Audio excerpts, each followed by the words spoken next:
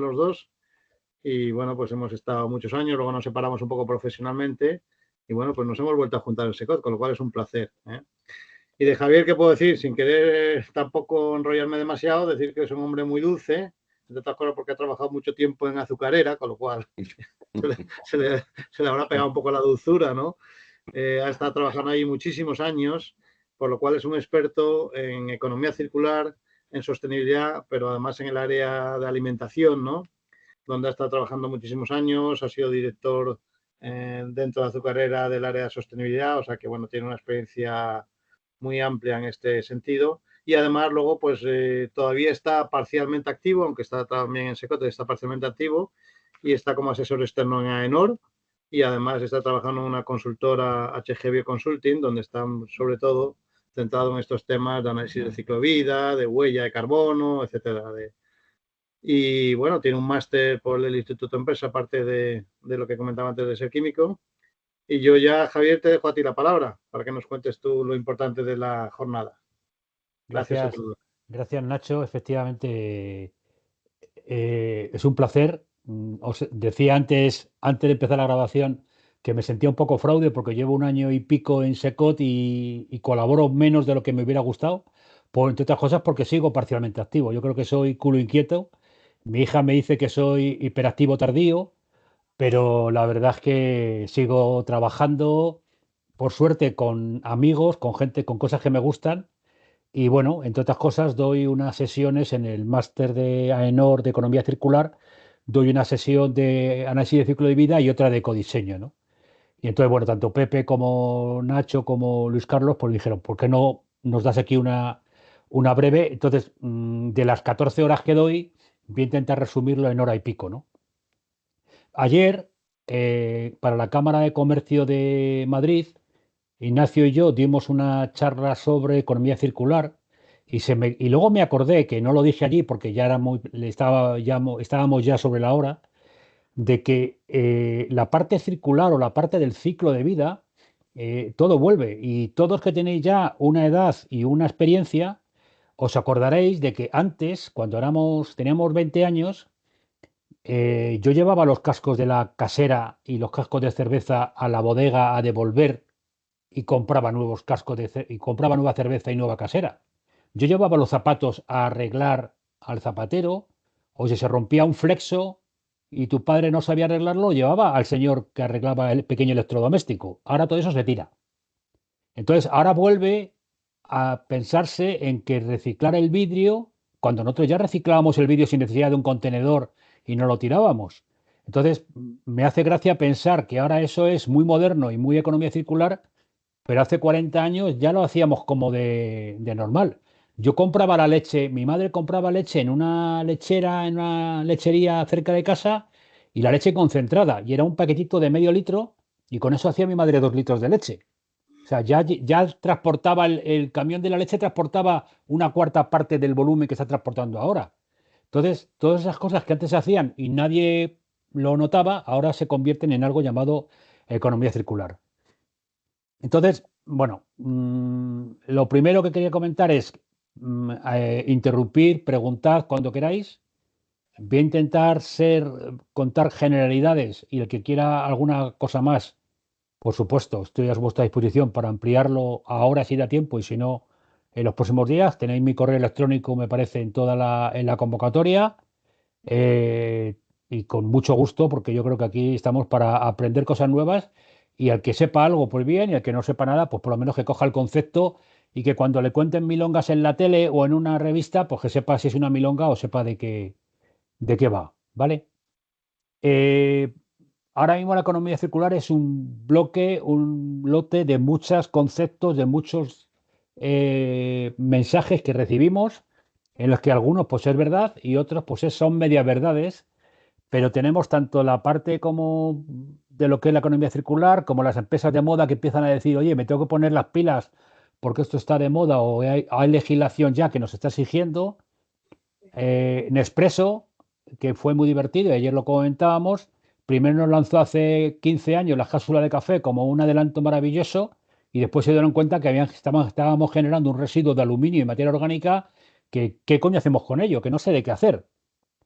Por otra parte, Cáritas empieza a recoger ropa para revender ropa usada a buen precio y hacer una labor. Y luego tenemos los datos de reciclaje que son un poco como el parchís. Yo me como una y cuento 20. Entonces aquí bueno, los números que dan las empresas, y sé que trabajáis con Ecoembes, yo lo de Ecoembes nunca me lo he creído. He trabajado con Ecoembes muchos años y Ecoembes es de los que juegan al parchís, ¿vale? Pero como Ecoembes todos, o sea que aquí que recojan 10.000 toneladas de vidrio, en el caso del vidrio no, 10.000 toneladas de papel no significa que recuperen 10.000 toneladas de papel. Es que han recogido 10.000 toneladas y a lo mejor se recuperan 5.000, pero te dan la primera cifra, ¿vale? Y no me meto con Ecoembes, es el sistema que tenemos ahora mismo de que contamos lo que queremos y evidentemente nos callamos lo que no queremos, ¿no?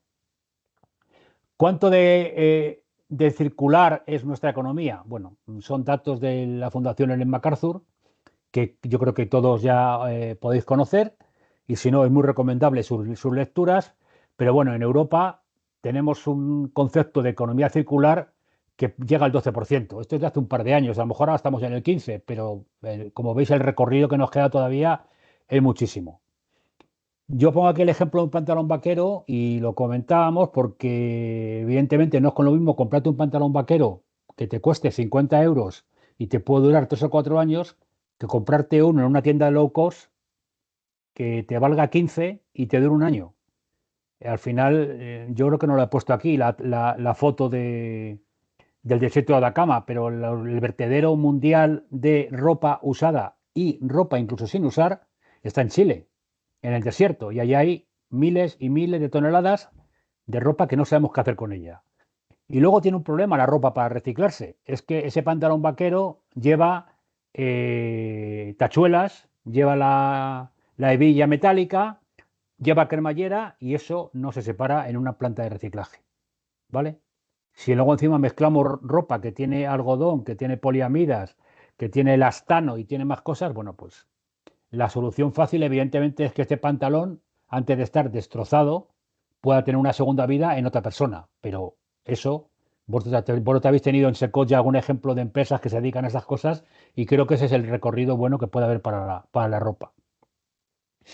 Otro concepto, o muchos de los conceptos que estáis oyendo y que nos llegan a confundir, es el desarrollo sostenible, la economía verde, la huella de carbono, la huella de agua, la huella de no sé qué, el análisis de ciclo de vida. Al final tenemos un solo planeta, el planeta se agota porque somos mucho más gente consumiendo mucho más de lo que el planeta genera cada año. Y bueno, pues todos estos conceptos es importante que por lo menos tengamos claros de qué nos están hablando cuando alguien nos dice, es que mi producto es bio, mi producto es verde, es sostenible. ¿Sostenible en qué?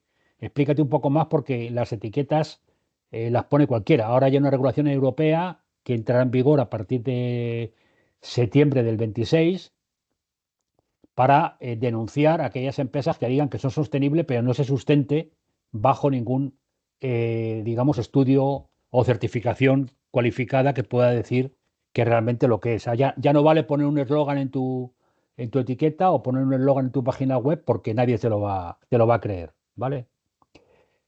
Tengo un vídeo de hace 13 años, todos conocéis a Eduardo Punset, entrevistando a Daniel Goleman. No sé si conocéis a Daniel Goleman, es un argentino que escribió un libro llamado Inteligencia Emocional sobre psicología hace, yo creo que 25 o casi 30 años. Y en el 2012, este hombre hizo un vídeo, cambió inteligencia emocional por inteligencia ecológica. Este vídeo son 6 minutos, pero es curioso que hace 13 años lo que este hombre decía. Espero que funcione, Pepe, y que se oiga. Vamos a ver si conseguimos verlo. Recientemente has presentado otra idea nueva. Iba a decir que se trata de una idea tan utópica como lo fue en su día la inteligencia emocional. Hablas ahora de la inteligencia ecológica. Es fantástico porque una de las cosas que se aprenden leyendo tu maravilloso libro, estoy seguro de que también va a convertirse en un bestseller mundial, es cuando dices que el cerebro no sabe nada del mundo moderno. Es así como empiezas. Y es verdad que cuando el maquillador nos iba a poner la crema en la cara, Tú has preguntado por el ciclo de vida de este producto en concreto. ¿Cuál es el ciclo de vida? Lo que quería saber concretamente es qué sustancias químicas se han utilizado para hacer la crema. Si te fijas en el champú que utilizas, si constan los ingredientes, verás que pueden haber utilizado hasta 50 ingredientes para fabricar un champú, y cada uno es una sustancia química distinta.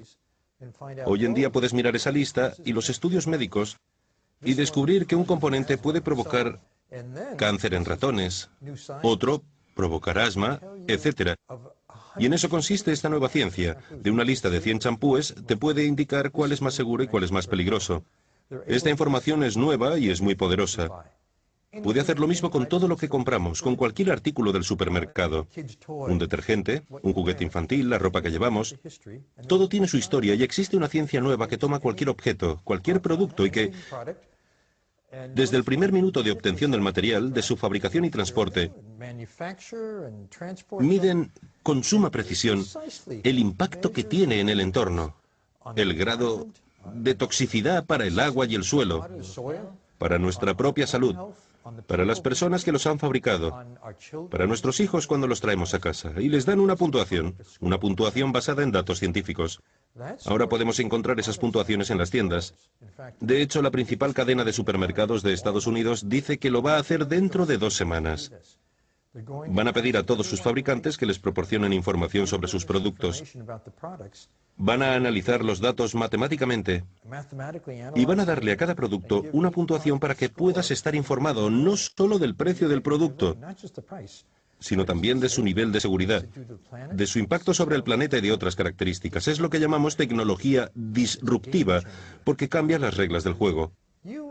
Significa que tú y yo, cuando vayamos de compras, podremos mirar si algo es tóxico, si es bueno o malo para el planeta, y así podremos elegir mejor. Cuanto más lo hagamos, O sea que los productores tendrán... habrá un cambio en la cuota de mercado. ¿Esto es popular ahora? ¿No lo es? Si el productor en cuestión quiere sobrevivir, tendrá que ver qué puede hacer para mejorar el planeta, poner menos venenos en sus productos, etc. Así que lo que se crea es una fuerza de mercado que hará que los fabricantes estén constantemente mejorando sus productos para seguir siendo competitivos.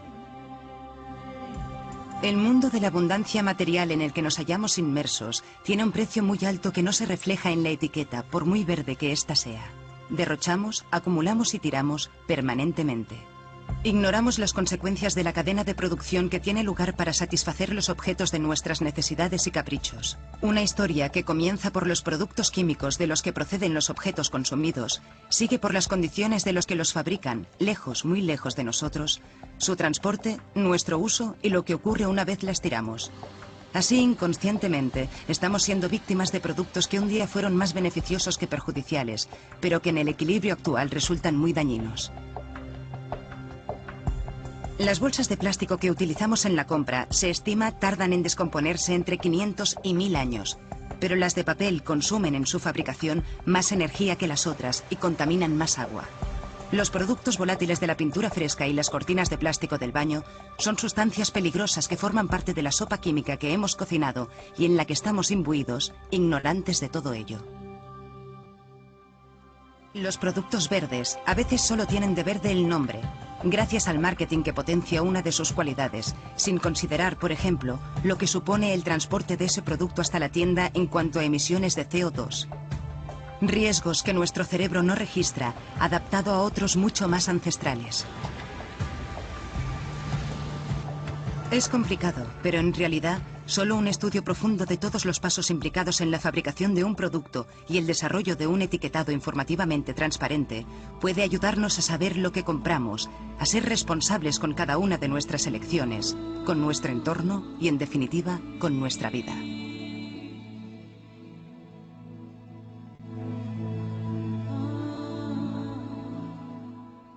¿Cuántos años hace que publicaste La inteligencia emocional? En 1995. En 1995, o sea, 15 años.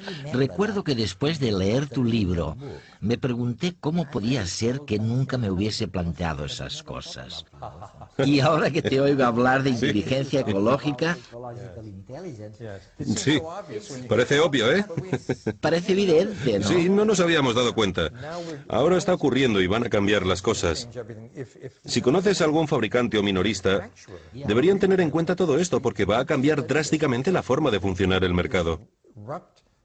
Y si quieren sobrevivir tendrán que adelantarse a todos estos cambios. Lo que resulta más fabuloso de todo eso es que no es culpa de las multinacionales, ni siquiera de los gobiernos. Es nuestra ignorancia. Eso es nuestra ignorancia, pero también el que la ciencia no estuviera ahí. Todo lo que utilizamos hoy en día, la forma de fabricar, las sustancias químicas que utilizamos, todo eso se desarrolló en una época en que no conocíamos sus efectos. Ahora tenemos una nueva ciencia, una nueva lupa que enfoca los productos y nos dice con gran precisión cuáles son sus efectos.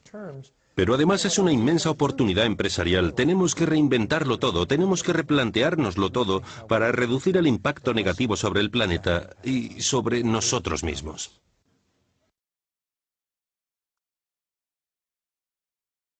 Bueno, para mí lo importante de esto es que si este reportaje se hubiera hecho hace 2 semanas, hubiera sido igualmente válido. O sea, esto ya tiene 13 años y la verdad es que sorprende la visión premonitoria de este hombre. El análisis del ciclo de vida nacía en ese momento y todavía no es obligatorio, más que recomendable, y empezamos a hablar de estas cosas de qué tiene y qué no tienen los productos. Para haceros una idea de dónde estamos y por qué el análisis del ciclo de vida es importante hacerlo, un portátil consume 1,5 metros cúbicos, o sea, 1.500 litros de agua, 240 kilos de un combustible y 22 kilos de productos químicos. Y solo pesa 1 kilo o 1,5 kilos. Luego, la cantidad de residuos que estamos generando para producir, para que tengamos cada uno un portátil delante de nosotros aquí y podamos trabajar, pues es más que importante. La economía circular lo que nos enseña es que el ciclo de vida natural de una planta, de la naturaleza, es completo. Y nosotros, sin embargo, estamos generando ciclos, economía lineal, y por lo tanto pues, tendríamos que aprender de eso, de que la semilla puede dar lugar a una nueva fruta y aprender que el círculo biológico es el que nos puede dar luz a generar una nueva vida.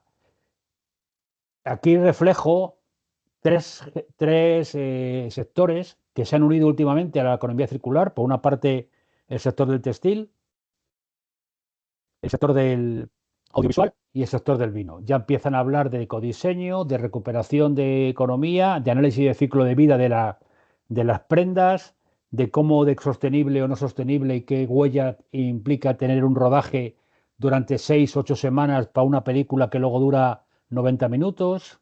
Bueno.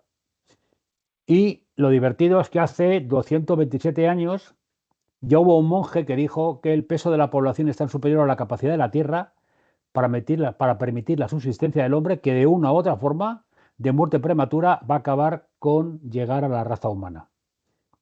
Yo creo que todavía quedará mucho, pero van a quedar menos de 227 años si es que no conseguimos pensar y repensar y qué hacer. Por eso, por estas razones, la administración y, como decía Daniel Goleman, nosotros como consumidores tenemos que tener herramientas cuantitativas que nos permitan tomar decisiones en base a la ciencia, en base a información real y veraz, pero desde un punto de vista no solamente ambiental, sino también desde un punto de vista económico y un punto de vista social. Es lo que ahora mismo se llama el ESG y la visión general de las empresas. No solo el medio ambiente, sino también la parte económica, la parte social, e incluso una parte que se llama de gobernanza o de buena gestión de la empresa. A partir de aquí, entramos un poco ya en materia y os cuento qué es un análisis de ciclo de vida. El análisis de ciclo de vida no es más que un balance de masas para saber que, no sé si veis, creo que veis mi ratón, las entradas, o sea, aquí tenemos una fábrica que da lugar a un producto que se distribuye, que se utiliza y que tiene una eliminación final. Pues hay que contar todo lo que necesitamos para producir nuestro producto, y todas las salidas, todo lo que generamos en nuestra fábrica. Los residuos, las emisiones al aire, las emisiones al agua, el ruido, el cambio en la naturaleza, si generamos algún cambio en la biodiversidad. En resumen, es desde que nace la plantita hasta que la planta cae. Desde que nosotros tomamos el primer kilovatio hora de electricidad para la fábrica, compramos productos químicos o se fabrican esos productos químicos, cogemos cartón o compramos madera, hasta que lo producimos en fábrica, hacemos esa distribución de la fábrica, ¿vale? Y llegamos incluso a la eliminación final del producto de la forma que queramos, bien vía subproducto y sirve como materia prima para otras industrias, o bien vía depósito en un vertedero, o bien incineración, cualquier tipo de eliminación final que le hagamos. El análisis de ciclo de vida, como decía antes, no es más que una herramienta que permite hacer toma de decisiones para la mejora de nuestro proceso, desarrollar un nuevo producto, un sistema, un edificio o lo que estemos construyendo o lo que estemos produciendo. Lo que hace es hacer una foto elevada, se pone 1 metro encima de nuestro proceso y hace una foto desde el inicio hasta el final. Y con eso nos permite tomar decisiones de qué vemos mejorable tanto a nivel productivo como, por supuesto, a nivel económico. Ayer hablaba Nacho muy bien de economía circular, la primera palabra es economía. Y sigo pensando que cualquier empresa, lo primero que está es para ganar dinero, para que sus accionistas reciban un beneficio. Si no, se llamaría ONG. En este caso, la economía circular está para que se hagan mejor las cosas, respetando el medio ambiente, pero el accionista tiene que tener un beneficio económico. Y ese beneficio económico se consigue cambiando materias primas, consumiendo menos, generando menos residuos, en resumen, mejorando todo el proceso productivo. La evaluación de resultados, una vez finalizado el proceso de desarrollo, para comprobar el beneficio obtenido. Luego hablaremos de la circularidad del proceso, un proceso iterativo que cuando llegas a tus conclusiones ves si los objetivos que tienes al principio los has cumplido o has fallado por las razones que sean, porque la materia prima no era suficiente, por la energía, por las razones que tú quieras tener. En cualquier caso, el ACV debería cubrir el ciclo de vida completo del producto y, por supuesto, más de una categoría de impacto ambiental. Luego hablaremos de las categorías de impacto ambiental, que hay muchísimas, y cada producto o cada acción está enfocada a 1, a 2, a 3 o a 4. Hacer un análisis de ciclo de vida cogiendo los 14 o 15 diferentes tipos de impacto es inalcanzable, porque cada uno tiene unas partes buenas o unas partes menos buenas, pero sí por lo menos coger los que tú creas como experto que tienen más importancia. Un ACV te permite, como te decía antes, identificar qué puntos e impactos ambientales son críticos en tu compañía, dónde se te escapa el dinero, dónde se te escapa el calor, dónde se te escapan los residuos que generas y cómo puedes atacarlos, cómo puedes afrontarlos para reducir esos impactos y, por supuesto, para reducir el coste que te genera paliar esos impactos o el coste que tienen esas materias primas. Te ayuda a elegir proveedores. Si yo tiro, como está pasando ya en este mundo, de mis proveedores para que hagan lo mismo que yo, llegará un momento en que yo sepa elegir al proveedor que tenga, si a mí me están proveyendo, por ejemplo, de envases de cartón, pues buscaré un proveedor de envases de cartón que sea más eficiente, que por lo tanto me va a dar un mejor precio, que sea más local porque me ahorro un transporte a lo mejor de 300 kilómetros desde la cartonera a mi empresa. Pues si tengo uno a 50 kilómetros, aunque sea más caro el producto, el transporte me lo va a abaratar. Entonces, todo ese análisis de ciclo de vida te va a permitir poder seleccionar proveedores más eficientes. Incluso se da el caso ya en el que, por ejemplo, en las licitaciones del Estado, de la Administración General del Estado, se va a obligar a empresas a hacer su huella de carbono. Si no tienes la huella de carbono, no puedes entrar. O sea, no ya es que sea bueno o malo, es que no puedes jugar a ese juego.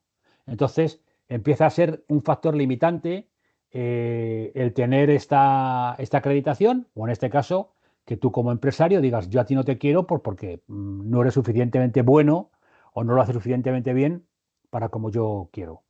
Luego te permite pensar en cómo diseño mi producto.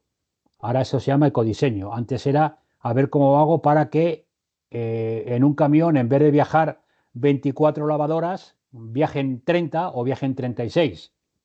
La hago más pequeña, reduzco las dimensiones o la protección que tengo es más pequeña. Hay muchas opciones, que eso se llamaba de toda la vida gestión de operaciones. Bueno, pues ahora pues también se llama ecodiseño, que es pensar en qué hago para mejorar las opciones. Luego vamos a ver un ejemplo de un frigorífico. Por ejemplo, para mí es básico que yo compro un frigorífico, será muy bonito, muy no sé qué, pero buscaré el frigorífico que tenga el menor consumo en mi casa. Porque si el frigorífico es mejor, más bonito y más como quieras, pero en los 10 o 12, 15 años que va a estar viviendo en mi casa, el consumo es mayor que otro, me lo pienso.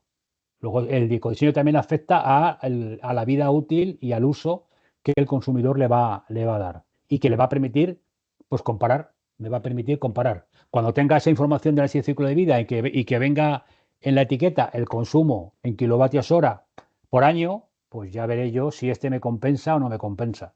¿Vale? Y luego también existe, a raíz de ese análisis de ciclo de vida y a raíz de haber hecho los estudios pertinentes, yo le puedo poner una etiqueta a mi producto, una etiqueta que sepa digamos, que me permita salir al mercado y diferenciarme de mis competidores.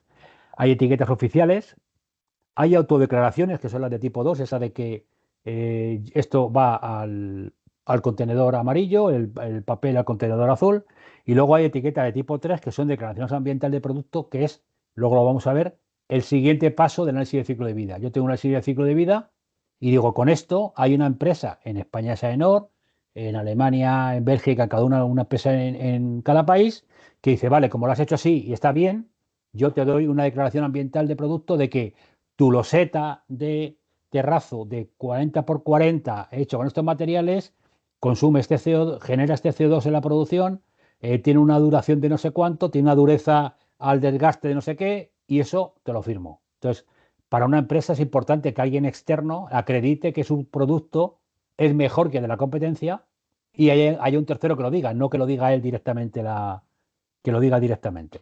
¿Vale? El análisis de ciclo de vida no es más que lo que comentaba antes.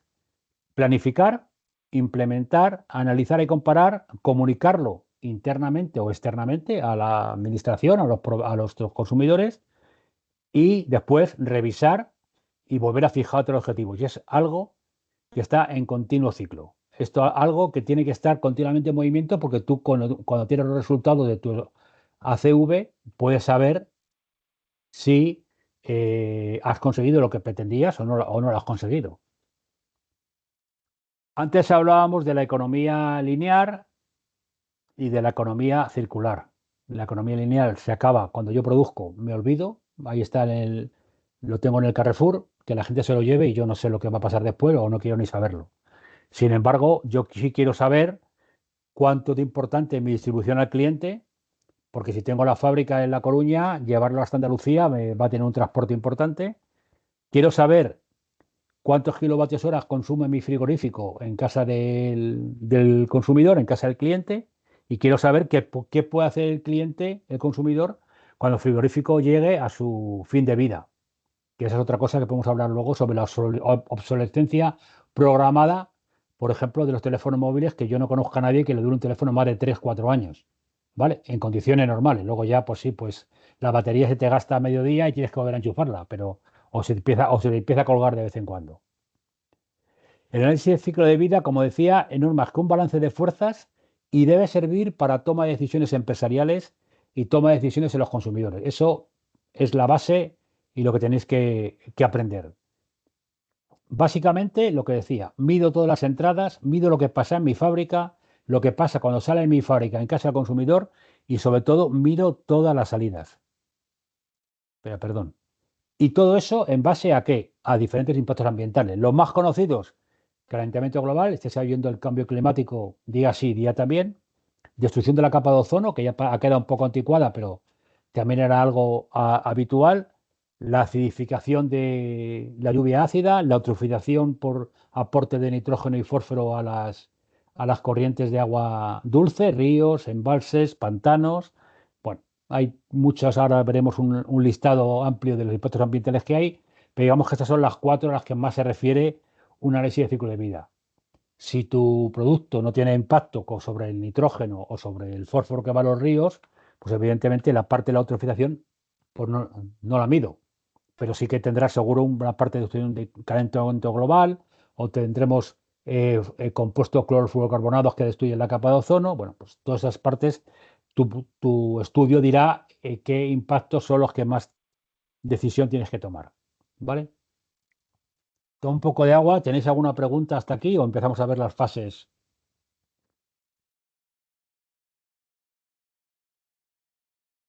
Un análisis de ciclo de vida está basada en 4 fases, ¿vale?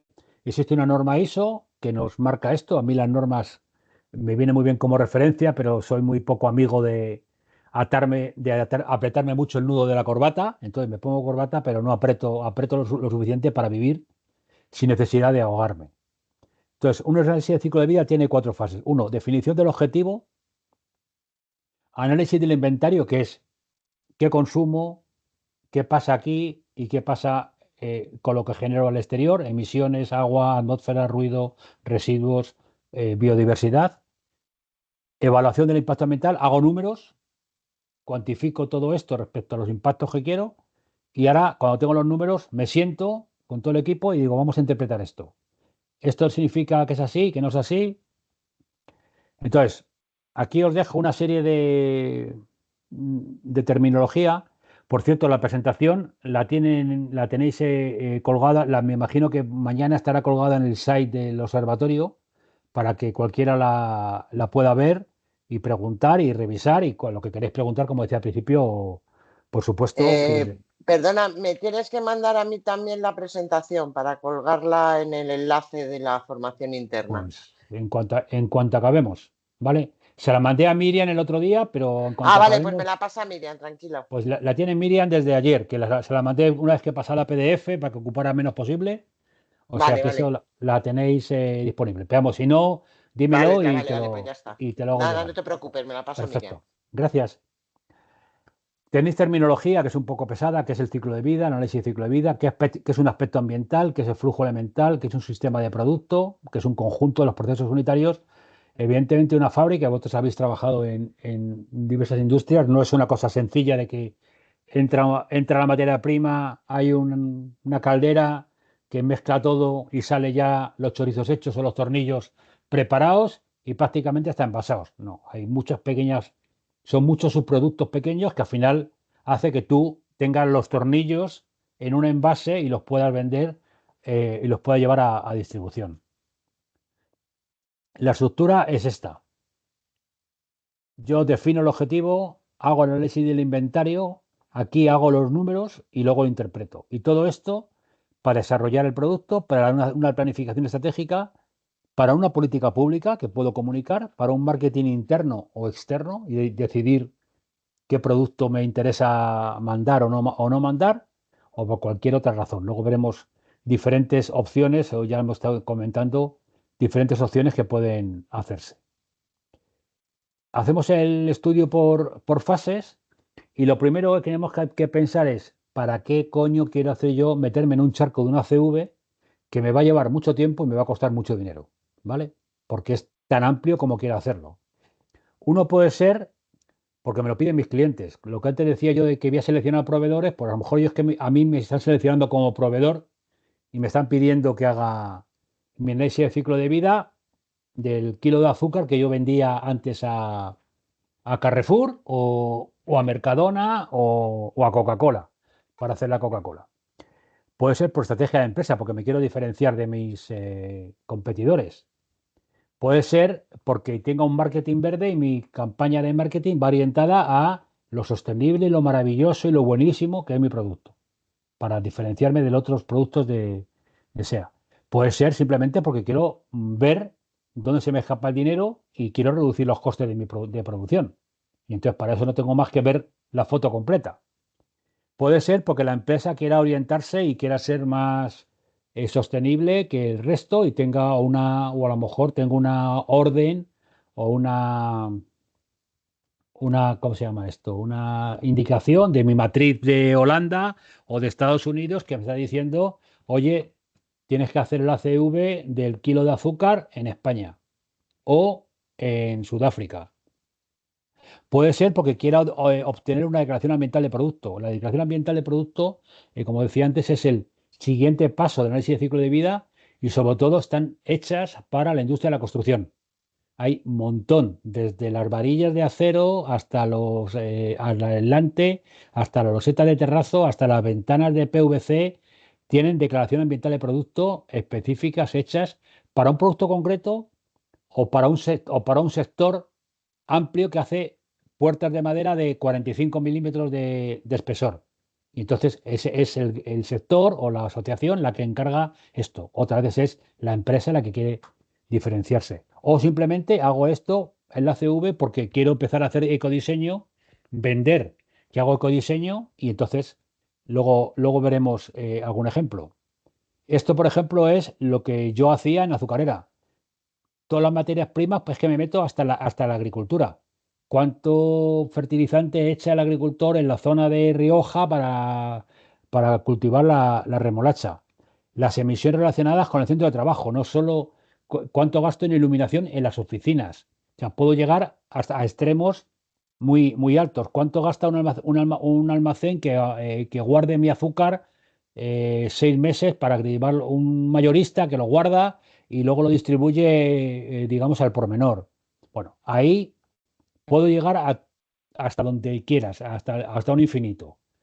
¿Qué pasa? Que cuanto más completo, más tiempo te lleva, más caro es y pero mejor visión vas a tener. Entonces, evidentemente, cuando ya llevamos unos años trabajando en esto, sabemos que hay cosas que puedes eliminar, que puedes excluir y te estás quitando el 5 o el 7% de tu producto, de tu impacto, con lo cual tampoco es significativo el que llegues hasta ese extremo cuando puedes atacar perfectamente el 93 o el 95% de tu impacto tocando 5 o 6 cosas, que es mucho más fácil que no llegar al 100%. Pero eso, cada caso, cada empresa decide hasta dónde quiere llegar. Como decía antes, la fase 2 es, voy a ver ya, en mi caso, qué consumos tengo, qué energía, qué agua, qué productos químicos y qué transporte de esas materias primas llegan a mi fábrica, necesito para mi fábrica. Por otra parte, qué emisiones genero al agua, al aire, cuántos residuos, cuánto va a un vertedero, cuánto ruido genero a la población y el impacto social y económico en la zona de influencia. Ayer comentaba, y yo lo hice una vez en Azucarera para acallar un poco las voces, es cuánto dinero genera una industria por estar en una población de 5.000, 8.000 habitantes. Porque desde luego el consumo en las estaciones de servicio del pueblo, las horas de hotel, las noches de hotel, el consumo en las ferreterías o en las industrias que se generen alrededor, los restaurantes, todo eso se ve beneficiado por tener una industria. Entonces, es importante no solo el impacto social negativo que se da, sino el impacto social positivo de que ese pueblo tenga vida. Porque yo he vivido, cuando yo entré en Azucarera, y os cuento ya batallitas, me parece que en España había 19 empresas. Hoy hay 2, ¿vale? La 19 había una en León Capital, pero había en León 3 en pueblos muy pequeños. Esos pueblos han desaparecido prácticamente. O sea, han desaparecido, el pueblo sigue. Pero de tener una vida y un movimiento, si tenía antes a lo mejor 3 hoteles pequeños, ya no tiene ninguno. O tiene un hotel con 5 habitaciones, porque no es un pueblo turístico. Entonces, esa influencia social negativa o positiva y económica es la que hay que valorar también en este análisis de ciclo de vida, aunque a veces no se pueda sumar a los impactos ambientales, pero sí ponerlo en la mesa como elemento, ¿no? La fase 3, la evaluación del impacto del ciclo de vida, pues aquí seleccionamos, como decía antes, las categorías de impacto que más nos afectan, las clasificamos, asignamos resultados del inventario y hacemos todos los números y convertimos los resultados del inventario a unidades comunes y las agregamos. Esto es, no puedes sumar peras con manzanas, pero sí a las peras les das unos números, a las manzanas de otros números y al final tienes un indicador numérico que se llama recipe que, bueno, pues te puede dar una idea ese recipe, esa ponderación, perdón, tengo en el ojo, esa ponderación de numérica la haces en función de tu conocimiento, no en función de que quiero que me salga mejor o peor. Pero bueno, disculpadme que se me ha metido con el ojo aquí.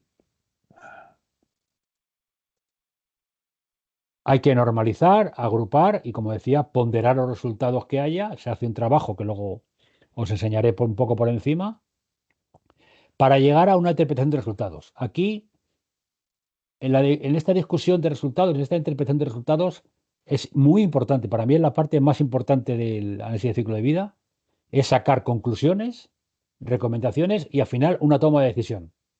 Si lo que he hecho me vale en función de los objetivos que tienen en un principio, genial.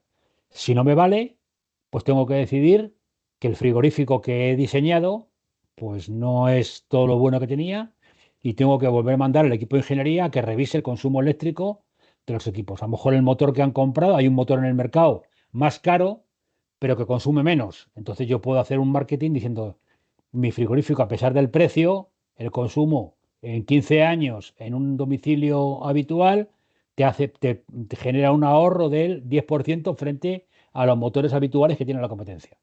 Entonces ahí tú puedes ver el ahorro, por ejemplo. Y eso se ha dado. O el teléfono móvil que me compro puede ser más caro, pero en vez de los 4 años, a ti te va a permitir funcionar con él 7 o 8 años. O 15, porque yo todavía tengo un Nokia de esos, como yo decía, negro de hierro de hace 20 años y le he puesto la batería hace poco y ha funcionado, ¿sabes? Ahora no, es de tecla, muy bien, vale, pero funciona. Vamos a empezar a contar un poquito más despacio lo que es cada una de estas fases, por si queréis entrar y si no, pues lo pasamos más rápido. Pero bueno, básicamente, perdón, la primera fase de objetivo hay que declarar una unidad funcional.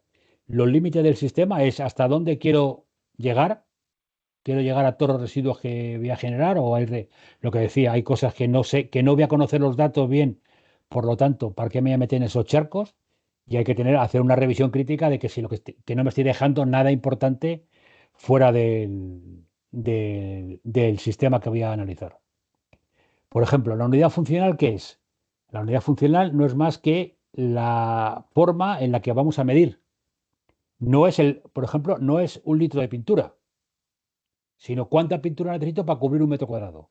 Porque mi pintura puede ser muy espesa, como el clorocaucho de las piscinas, que para cubrir un metro cuadrado tengo que echar ahí 2 litros. O puede ser muy líquida y con 3 brochazos he pintado un metro cuadrado y ha quedado bien. O puedo necesitar 2 manos de pintura, ¿vale? Por ejemplo, la bolsa de plástico de supermercado. No es lo mismo el bolsón grande que te dan o que compras en un Carrefour o un Mercadona que la bolsa de polietileno de baja densidad que te cuesta 10 céntimos en un supermercado. Bueno, pues la unidad funcional en este caso es la bolsa que me quepan, por ejemplo, que pueda llevar 5 kilos de producto o que quepan X litros de producto. Si me dices que la unidad funcional son 5 kilos, la bolsa de polietileno no me vale, se me va a romper. A lo mejor la bolsa estas que proceden de almidón se puede romper. Bueno, pues necesitaré 3 bolsas de estas de almidón o necesitaré 2 bolsas de polietileno de baja densidad o necesito 0,5 bolsas de rafia de las grandes que tengo aquí en la foto. Entonces, la unidad funcional es importante que sea algo que pueda medir cualquiera, ¿vale? Los flujos, los procesos unitarios deben ser lo más sencillos posibles para poder identificar las materias primas que intervienen y la parte numérica y el coste que tiene. La compra de materias primas, los que entra al proceso de fabricación, el transporte o la distribución, mantenimiento del producto, cuánto me va a costar. Si yo tengo un coche, sé que tengo que hacerle un cambio de aceite cada 30.000 kilómetros, pues si yo quiero hacer al coche 300.000, sé que en ese periodo voy a tener que hacer 10 cambios de aceite. ¿Cuánto cuesta cambiar el aceite de este coche? ¿Es fácil acceder al cárter para vaciar el aceite? ¿Es complicado? ¿Necesita el mecánico 1 hora o necesita 3 horas? Bueno, pues eso son pequeñas cosas que hay que ver. ¿Mi producto es recuperable? Por ejemplo, yo tengo un teléfono móvil y ya se me queda obsoleto. ¿La batería la puedo cambiar o no la puedo cambiar? Antes se podían cambiar, ahora ya va embebida en el teléfono. Voy a producir materiales que sean suficientes o válidos para otras materias primas. ¿Cuánto consumo en iluminación, en calefacción de mi industria? A lo mejor es irrelevante, porque si es irrelevante lo quito, pero además que a lo mejor tengo que tener producto refrigerado, entonces el consumo mío en refrigeración es muy alto, ¿vale? Como fase 2, os decía, es el análisis del inventario. Una vez que tengo los productos, necesito acceder a bases de datos, ¿vale? Esa base de datos tienen que ser actualizadas, tienen que ser de mi área geográfica de aplicación. No me vale decir que voy a coger datos de Estados Unidos cuando estoy en España. No tiene nada que ver. Me está pasando, por ejemplo, en este caso, por ejemplo, cuando calculo la huella de carbono, el Ministerio Español te da datos sobre la huella de carbono de muchas actividades, pero hay otras que no. Entonces, por ejemplo, ¿cuánto genera una noche de hotel en España en huella de carbono? Yo sé la de Inglaterra, pero a mí en Inglaterra han calculado cuánto es en España. Pero como es el mejor número que hay, pues lo cogemos. Pero a mí no me vale que me digan cuánto consume un taxi en Londres, cuando yo tengo aquí los taxis en España y sé cuánto consume un taxi de gasoil en España por kilómetro. Entonces, coger el dato de Inglaterra, pues no tiene sentido. Por tanto, debemos siempre buscar la base de datos de nuestra área geográfica más cercana. Debe ser, por supuesto, una base de datos completa, no específicamente solo de la industria de alimentación, que tenga un compendio así y que sea representativa de lo que voy a hacer. No me vale que sea, como decía, de otro país, de otro gremio y demás. Los datos han de tener, es importante y aquí donde muchas veces se cometen errores. Hay que mostrar la variabilidad de los datos. Deben ser medidas directas, no valen medidas de suposiciones o estimaciones. Deben ser homogéneos, con una metodología uniforme para todos los sistemas utilizados, reproducibles, básico que sea reproducible, que alguien pueda decir, yo voy a hacer lo mismo que has hecho tú, a ver si me sale a mí 64 y a ti te salía 62. Debe coger todos los procesos relevantes o significativos, lo que decía antes, si yo excluyo 3, 4, 5, los procesos que sean, y todo eso no suma más del 5%, estoy dando por bueno mi trabajo. Si no es así, pues evidentemente no es suficiente, debe ser más completo. Debe utilizar el mismo nivel de detalle para que sea un proceso coherente y debe ser datos modernos. Yo ponía aquí 7 o 10 años, si pueden ser 5, como mucho mejor. Y de hecho las bases de datos se van actualizando año a año y no siempre con todos los datos base. Luego veremos algún sistema informático que está mejor o peor, ¿no? Esta es una web del Open de análisis de ciclo de vida abierto, que es una web holandesa, que son los que más están trabajando, en el que tú ahí metes tus datos, metes tu tipo de industria y te sale qué base de datos hay.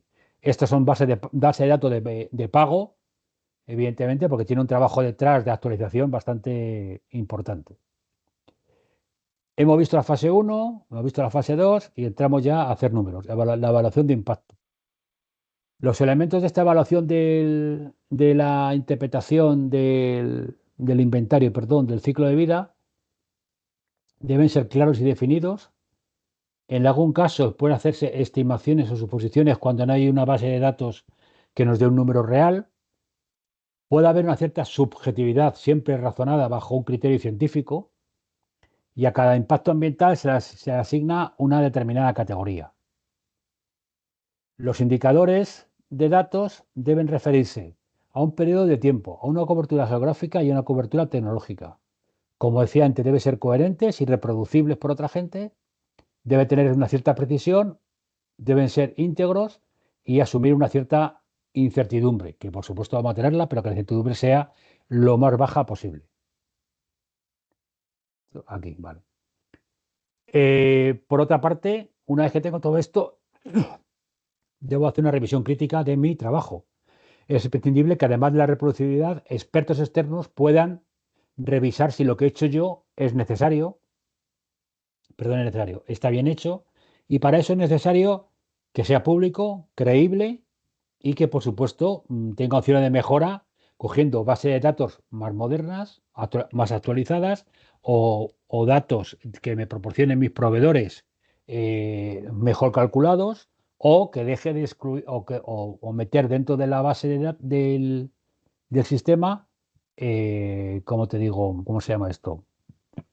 Factores o procesos individuales que antes había excluido por razón de complejidad. Entonces, siempre tiene que ser que alguien pueda decirte, oye, mete esto, lo que has hecho está bien, pero tienes opciones de mejorarlo, ¿vale? La fase 4, como decía, es la fase de la interpretación. Para mí, como decía, es la parte más importante porque tengo que tener, de acuerdo con los objetivos marcados y el alcance que he propuesto, las limitaciones que tengo. No siempre es posible cuantificar todos los impactos, pero a partir de ahí veo a ver si lo que he hecho coincide con lo que yo esperaba de hacer y coincide y me saco conclusiones e interpretaciones que me permitan mejorar mi producto, mejorar mi empresa, ahorrar costes y mejorar el impacto que estoy generando, ¿vale? Por ejemplo, yo cojo estos 5 factores y digo, tengo estos datos, he puesto el suministro de materia prima, sí, he puesto mi consumo en producción, sí, la distribución se me ha olvidado. Tengo el uso por el cliente, tengo el fin de vida, sí. Bueno, pues si no tengo la distribución metida, lo que debe hacer, el siguiente paso debo incluir en el inventario. Pensaba que la distribución de mi producto era poco relevante, por las razones que sea, porque solo trabajo para clientes de cercanía, bueno, pues debo de incluirla. ¿Mi proceso tiene consistencia? Pues en la producción no, porque son datos antiguos, no tenía datos más modernos. Bueno, pues hay que buscarse la manera de buscar datos más modernos. O ¿lo he utilizado el uso por cliente? No, he cogido datos de Singapur o de Suecia. Ya, pero es que estamos en España, entonces el uso en España es diferente al que puedes hacer en Suecia. Entonces lo que tienes que hacer es adaptarte a tu zona de influencia, donde tienes que calcular esto y por tanto tienes que volver a darle otra vuelta al análisis de ciclo de vida. Porque como decía al principio, esto es una iteración continua. Puede ser que tú chequeas y dices, no me ha salido bien, me faltan datos, tengo que volver aquí.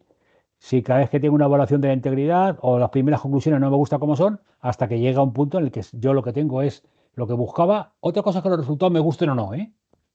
Pero si tengo lo que estaba buscando, pues entonces ya está. Yo ahí ya me doy por bueno y tengo mi ACV, que será mejor, será peor, saldré en la foto más guapo o más alto, o más feo, o más bajito, pero es la foto que tengo y es la foto de cómo soy en estos momentos.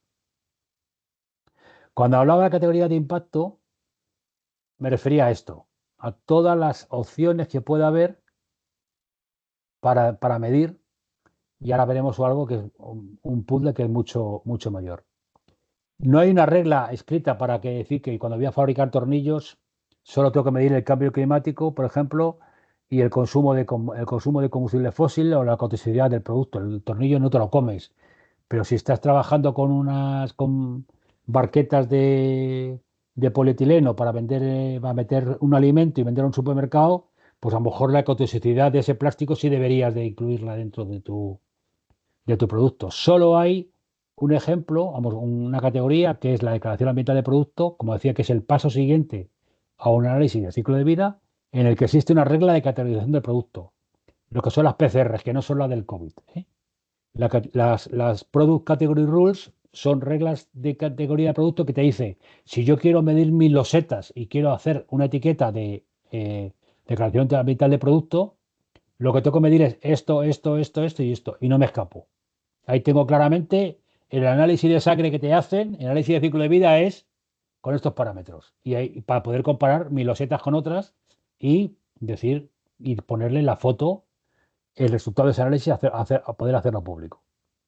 Esto, por ejemplo, son las declaraciones ambientales de productos de una empresa en el que vende cables, ¿vale?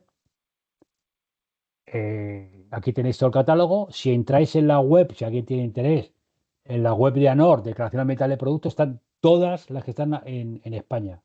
La inmensa mayoría, por no decir el 90%, son del sector de alimentación, de construcción, ¿vale?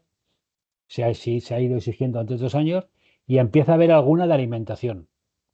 Por ejemplo, en Italia hay una empresa de galletas y de pasta, que ahora no me acuerdo del nombre, pero lo puedo mirar, en la que ya me sorprendió, porque una vez en un viaje a Italia compramos unas galletas y coño, venía atrás la etiqueta el EPD y me dejó un poco sorprendido, que empieza a hacerlo ya. Y en España hay una empresa de frutos secos que también ha empezado a hacerlo.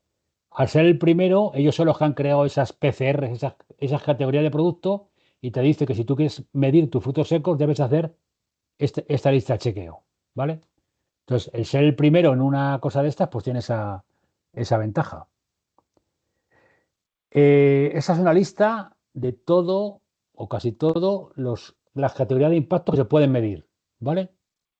De entrada al sistema es si yo, con mi industria, produzco una degradación del suelo, por ejemplo, con cualquier producto alimentario que proceda de agricultura.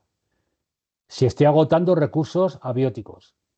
Si estoy hablando de salidas al sistema, si empeoro el cambio climático, agoto la capa de ozono, acidificación, eutrofización, formación de fotooxidantes en la atmósfera, toxicidad humana o ecotoxicidad.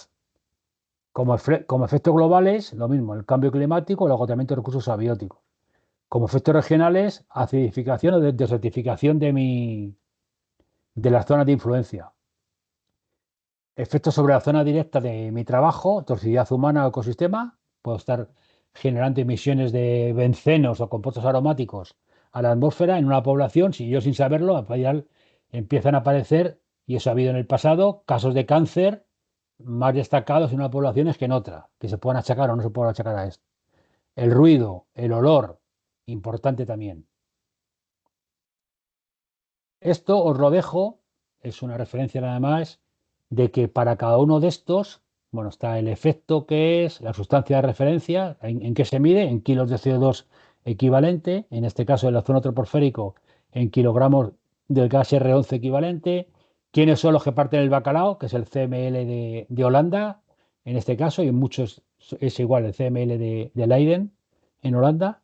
En el caso del cambio climático es el panel de expertos de Naciones Unidas, el IPCC, para la acidificación, para la eutrofización, bueno, en qué unidad de referencia se miden y quiénes son los que más, como decía, los que llevan la voz cantante en ese tema.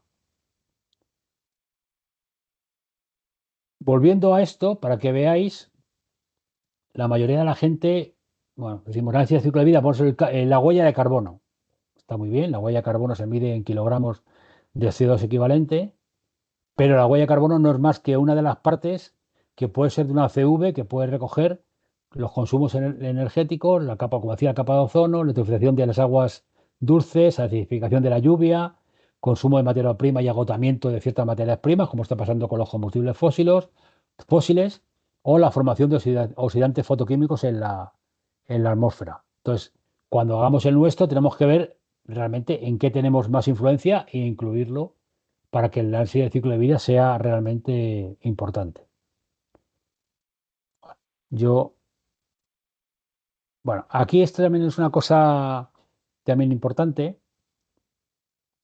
Medimos los datos del inventario que tenemos que medir, a qué categoría de impacto queremos afectarle, a qué nos va a dañar más, si a la disponibilidad de recursos o a la salud humana o afectamos a los ecosistemas. Y se puede hacer análisis análisis de ciclo de vida buscando el punto medio, es decir, solo al aspecto que quiero, es decir, afecto a la capa, al calentamiento global, es tengo un proceso con mucha generación de CO2 o aún llegado a un punto final, es decir, a todos los daños posibles. Estoy afectando también con esto a, ¿cómo se llama?, a la población. Estoy haciendo que realmente haya más problemas en mi población o sea, a la raza humana o a la biosfera o a los animales de mi zona. Bueno, puedo llegar hasta donde yo quiera llegar y bueno, ahí cada uno va a ver lo que quiera ver. Aquí tenéis en cada una de las categorías de impacto las unidades de referencia y la terminología, el código que se hace. Muchas veces cuando tienes varias, pues vas poniendo lo que hay, ¿vale? En la siguiente hay un ejemplo muy facilito para que veáis y podáis medir y podáis ver un poco ahí. Imaginaos un proceso que tiene un consumo de 5.000 metros cúbicos de gasolina, 4.000 toneladas de pasta de papel y 3.000 cajas adhesivas. Vamos a hacer, para una categoría de punto medio, vamos a ver qué impacto genera, ¿vale? Calentamiento global para el cambio climático. Pues este es el factor de impacto, 2,3 kilos de CO2 por cada metro cúbico de gasolina, 1,1 kilos de CO2 equivalente por cada tonelada de pasta o 0,2 kilos de CO2 por cada caja de adhesivos, ¿vale? Hago la multiplicación de los datos de actividad por el factor de emisión y me sale un impacto ambiental que sumando todo son 16.500 kilogramos de CO2 equivalente. Y convierto todo a esa unidad. El siguiente paso, OD, reducción de la capa de ozono. Los mismos datos de actividad, los factores de emisión específicos dados para esto, este significaría 8,05 kilogramos de CFC equivalente. El siguiente factor, la acidificación del medio terrestre por la lluvia ácida, por emisiones de compuesto de azufre a la atmósfera. Tengo esto, 33.700 kilogramos de sulfuroso equivalente emitido a la atmósfera. Lo puedo hacer igual por los siguientes, ¿vale? El DALI, que era el daño a... No me acuerdo qué era el DALI. Vamos. Bueno, aquí no está. Ahora lo busco y lo digo. La categoría E, que está por otro lado, de especies, si es el daño a la biosfera. Y al final lo que puedo hacer es un indicador de puntuación única, lo que ya hablábamos antes de la ponderación. Cada uno de estos datos de actividad, cada uno de estos consumos o generación de residuos, tiene una puntuación dada en una parte llamado el factor de emisión o factor de impacto, y cada uno tiene una puntuación, cada una de estas materias primas. Al final me sale 1.000.000 de puntos por la gasolina, 720.000 por la pasta de papel y 1.200.000 por la caja de adhesivos. Bueno, pues el impacto total de mi producción serían 2.920.000 puntos. Y ya está. Y con eso lo tenemos. ¿Qué hago? Que comparo con otra empresa que tenga una producción similar y puedo comparar puntos con puntos. Porque en mi caso tendré 3 millones o tendré 400.000 o los que tenga. Esto es muy complejo porque evidentemente esta ponderación no deja de ser a veces muy subjetiva, ¿sabe? No, eso ya es un poco más difícil de mantener. Os dejo una serie de enlaces a estos métodos de evaluación de impactos que hay de estas universidades que son las que parten el bacalao. La EPA de Estados Unidos también está bastante bien. Si alguien tiene intención o interés en tenerlo, bueno, pues os dejo aquí. Este es el recipe, que es el que hace la ponderación. Y bueno, aquí tenéis unos datos de cómo puede ser la historia. Este Tetris no es más que todo el recoger las materias primas que puede utilizar una empresa, a dónde puede afectar en estos, digamos, indicadores de daño medio, el daño que puede generar hasta llegar a la salud humana, cuáles dan a la salud humana, a los ecosistemas o al agotamiento de recursos. Bueno, simplemente veis que puede ser muy complejo, pero que tú en cada caso, en cada industria, debe medir este aspecto, a dónde llega y hasta dónde quiero llegar yo con mi análisis de ciclo de vida. Entramos en un par de ejemplos que tengo por aquí para que veáis lo importante que puede ser. Un momentito que voy a ver una cosa, porque creo que me ha saltado una diapo que a lo mejor, bueno, estará después entonces.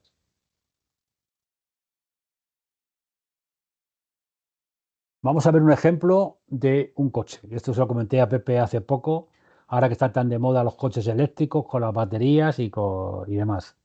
Vamos a hacerlo de dos maneras. Una, solo mido la huella de carbono, solo mido mi coche, cuántas emisiones de CO2 genera en unas condiciones que ahora veremos, en un parámetro que son kilogramos de CO2 equivalente por coche. O le hago el análisis de ciclo de vida en el que meto 18 parámetros y una puntuación en base a ese recipe, que es una ponderación de todos los factores. Que será bueno o malo, pero como soy igual de bueno o de malo para los coches que mida, pues para comparar, me vale para comparar. ¿Vale?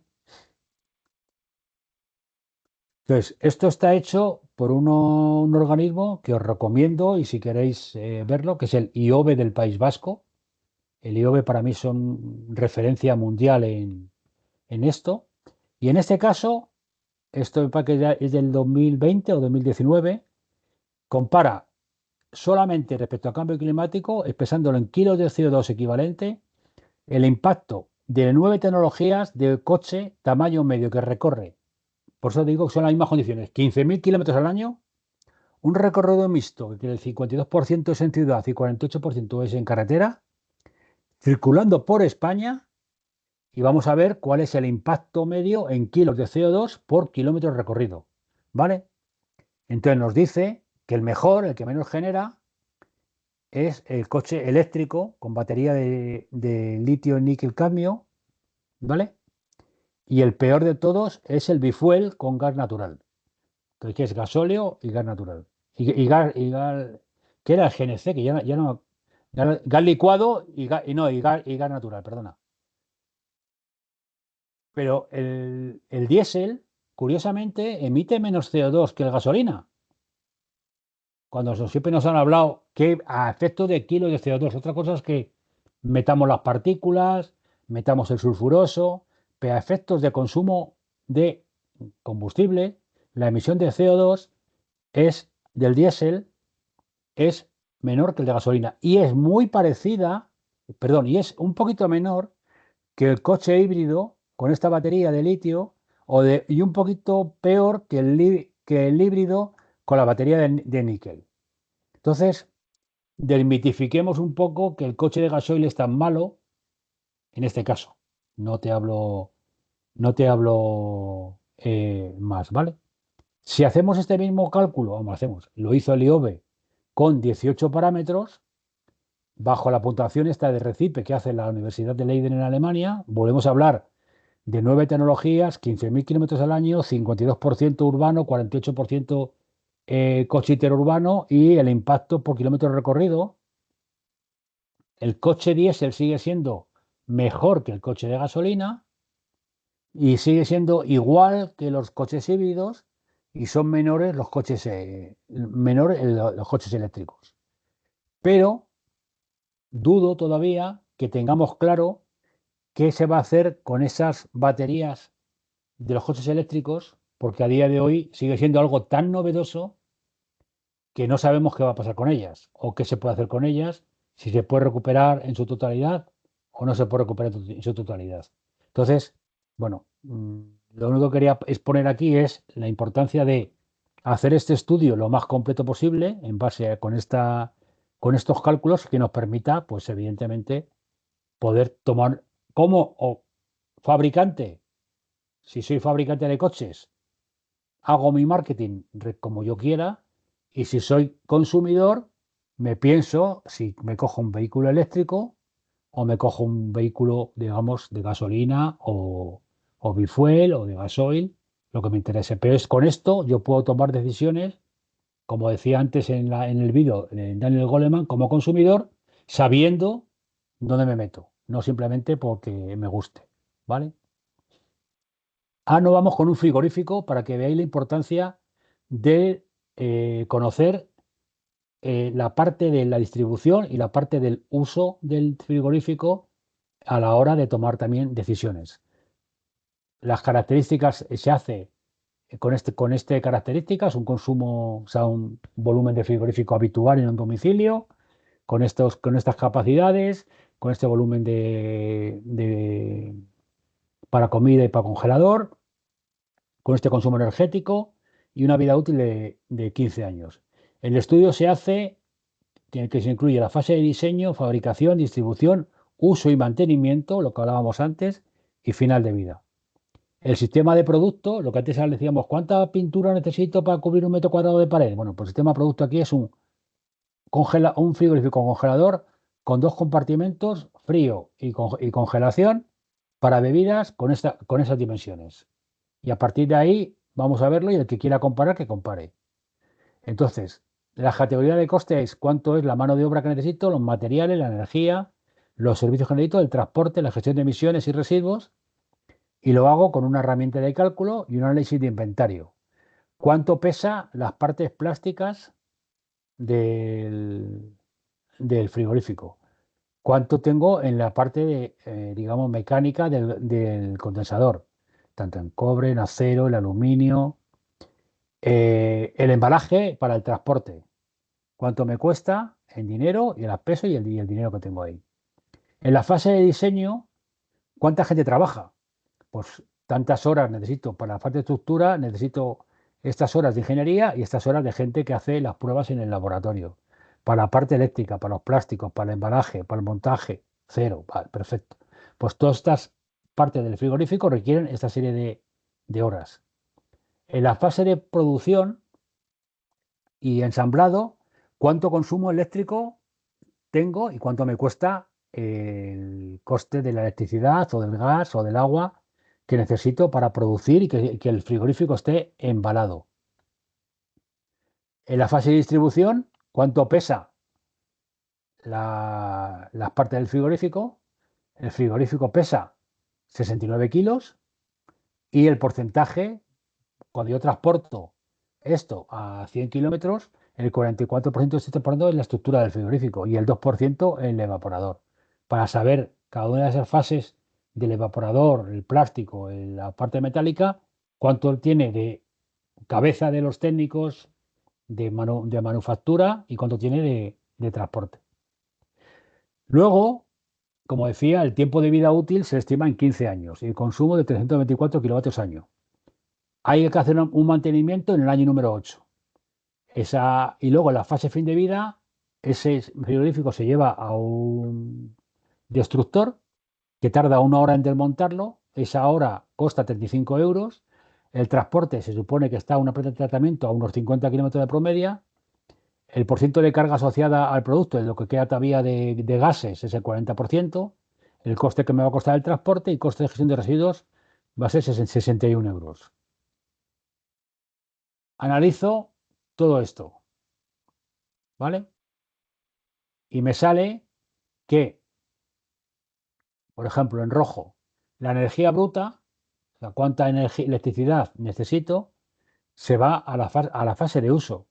En el diseño no consumo electricidad, porque la iluminación de la mesa de los ingenieros no es significativa. Para el calentamiento global, tengo también lo que produce es la electricidad, lo que más genera. Para la eutrofización, es los vertidos que puedo generar en la fase de fábrica, igualmente que para los hidrocarburos aromáticos policíclicos o la generación de residuos se hace básicamente en la fabricación. Entonces, con todo esto, yo tengo que mi estructura, en la parte eléctrico-electrónica, el motor compresor o el aislamiento, tienen una importancia relativa en todo esto. Por ejemplo, el motor compresor, donde se lleva el impacto que genera, es en la fase de fabricación, ¿vale? Igual que la estructura, pero la parte eléctrica, donde tiene mayor impacto, es en la parte de uso, cuando está en mi casa, ¿vale? Luego, para la empresa debe ser importante que el consumo eléctrico sea lo menor posible, porque va a ser el que se lo va a llevar el comprador y puede ser un elemento de decisión de compra. Entonces aquí se ve dónde en material y componentes y en energía, dónde tiene en este diagrama de barras, dónde se van los euros y, por tanto, dónde debe atacar la empresa para reducir estos costes. Y las conclusiones, que es lo que decía yo al principio. ¿Qué estrategia es la que le conviene a la empresa tomar? Bueno, pues por una parte el consumo eléctrico, perdón, el del equipo, en este caso el que se va a beneficiar es el usuario final, pero si yo sé venderlo como empresa, evidentemente voy a ganar un cliente. Alargar la vida útil, si en vez de 15 años yo soy capaz de asegurarte 20 años, eso que te da Kia 7 años de garantía, bueno, pues si yo soy capaz de decirte que tu frigorífico va a tener 20 años y si te va a durar, si te dura menos, me comprometo a devolverte X dinero o darte un descuento del 50% en la compra de otro frigorífico de mi marca, pues son decisiones que a la hora de comprar te pueden interesar o no. Reducir el peso total del equipo para que el transporte sea menor o el coste de fabricación sea menor, que el desmontaje sea más fácil, con lo cual al final reduzco el tiempo de trabajo en la planta de tratamiento, que facilite la reutilización o el desmontaje, es decir, que las piezas se puedan quitar fácil, que para quitar el compresor no tenga que desmontar todo el frigorífico. Eso pasa, por ejemplo, mucho en las lavadoras. Cuando vas a arreglar el tambor, resulta que tienes que desmontar, o el motor de atrás del tambor, hay que desmontar media lavadora para acceder a un tambor, a un motor que podría ser fácil, con lo cual el coste de ese mantenimiento en tu casa va a ser mucho más caro en unos equipos que en otros. O emplear materiales no peligrosos para el medio ambiente. Todo esto son conclusiones que la empresa, una vez hecho el ACV, debería llegar a ser capaz de tomar. Y por lo tanto decir, bueno, pues voy a pensar con esto que tengo aquí, el siguiente frigorífico que saque, en vez de pesar 69 kilos, voy a ver si consigo que pese 60. Y entonces con eso el transporte será más eficiente, o en vez de consumir 324 kilovatios hora al año, que consuma 300. ¿Vale? Porque tenga un motor mejor, un compresor de menor consumo. Bueno, la gráfica, por ejemplo, te permite ver de cada uno de estos componentes, aparte del coste, la influencia en el calentamiento global en cuanto a kilos de CO2 equivalente que genera. Entonces, si yo la estructura que tiene este coste me la llevo aquí, lo que voy a conseguir es que, valiéndome lo mismo, las emisiones de CO2 sean menores. O si consigo rebajar los costes hacia aquí, mi impacto con el medio ambiente será el mismo, pero el coste será menor. Entonces tengo que ver mi estrategia, si va a buscar un motor más eficiente y a lo mejor más caro, entonces me voy aquí arriba, o quiero un evaporador que ya es suficientemente caro, pero muy eficiente a nivel de medio ambiente, pues si puedo bajarlo para acá. Entonces, todo lo que sea tirar hacia la zona donde están los vantajes y el embalaje y el montaje, pues es beneficioso o bien para mi estrategia de sostenibilidad o bien para reducir los costes de mi empresa. Aquí os dejo una serie de enlaces a base de datos que están ya trabajando y que, bueno, pues ahí donde podéis utilizar cada uno, buscar datos para vuestros análisis de ciclo de vida que queréis hacer. Y ahora os dejo un ejercicio. Me gustaría que abriera los micrófonos, quedan como 8 minutos. ¿Alguno de vosotros sois ciclistas o habéis sido o os gusta montar en bici? Y por favor no me digáis como ayer que no, porque aquí estamos en más confianza y si alguno es ciclista y torpe, pues no pasa nada, ¿sabes? Pero bueno, me gustaría que vierais de un casco de ciclista qué aspectos se podrían diseñar en un ecodiseño. Bueno, es que esto aquí se ve muy mal el casco porque se ha comido esto. Vale. Volvemos para bingo. Aquí, ahora sí. Del casco de ciclista tiene 4 partes: la visera, el interior esponjoso, blandito, la carcasa exterior y el sistema de fijación. De esos 4, ¿en qué podemos trabajar para que el casco tenga un mejor diseño, tenga el análisis de ciclo de vida, genere menos residuos, en este caso, o tengamos un menor impacto sobre la sociedad? No sé si alguno se atreve a opinar, incluso tú, Ignacio, que ya lo viste ayer el ejemplo sobre esto, ¿vale? Y así me dejes a mí beber un poquito de agua. Venga, pues Materiales, Javier, materiales, ¿no? Por supuesto. Materiales que pesen menos, por ejemplo. Que Ujú. tengan la misma resistencia Sí. al impacto. Y sostenibilidad de los materiales, ¿no? Por supuesto. Por y luego supuesto. lo que decías de los teléfonos, ¿no? Si se puede desmontar las piezas y solo tienes que sustituir una parte, pues Eso siempre es lo estás ideal. ahorrando muchísimo, ¿no? Eso es lo ideal. Por ejemplo, en caso de un impacto, creo que veis el ratón, la carcasa exterior se puede rajar, ¿vale? Pero si yo soy capaz de quitarle la visera y quitarle el sistema de fijación, y hubiera alguien que me vendiera solo la carcasa exterior, incluso con la espuma interior, con el acolchado interior, que puede ir pegado y no hace falta despegarlo, pues yo puedo comprar solamente lo que se me ha roto. No necesito, a lo mejor la misma marca me puede vender como pieza suelta el sistema de fijación y la visera ya las tengo yo, ¿vale? Eso por una parte, lo que decía Luis Carlos, materiales más flexibles. Eh, Fíjate qué relleno se puede hacer de suficientemente plegado para que en el transporte tú te encargues luego de pegarlo, pero el transporte que haces, mira el casco a la hora de transportarlo, lo que abulta y lo que abultaría entero, ¿vale? Que la visera fuera, eh, se pudiera soltar, que fuera, se enganchara al casco por fuera. ¿Qué me permite a mí eso? Pues que el embalaje es mucho menor. Y más, si le hago un recorte aquí, consumo menos cartón. Es un ejemplo tan tonto, pero que te da una visión fácil de hasta dónde puedo llegar, qué puedo hacer. O sea, cosas que es pensar 5 minutos, ¿eh? No requiere mucho y te permite, pues eso, tener un producto así. Incluso hay marcas que ya empiezan a comercializar los cascos de ciclista en bolsa de plástico. Entonces el Decathlon de turno recibe una caja de un metro cúbico con 40 o 50 bolsas de plástico con 40 o 50 cascos.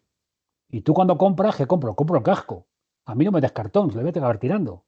Tú me das el casco con una pegatina o con una hoja de sistema de uso, la garantía, o con un QR que yo me descargo, quede claro que me lo he comprado, pero yo cuando llegue a casa lo único que voy a tirar como residuo es el plástico que he llevado.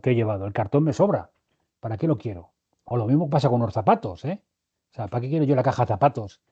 Si en casa normalmente yo no lo había guardado no lo guardo con caja.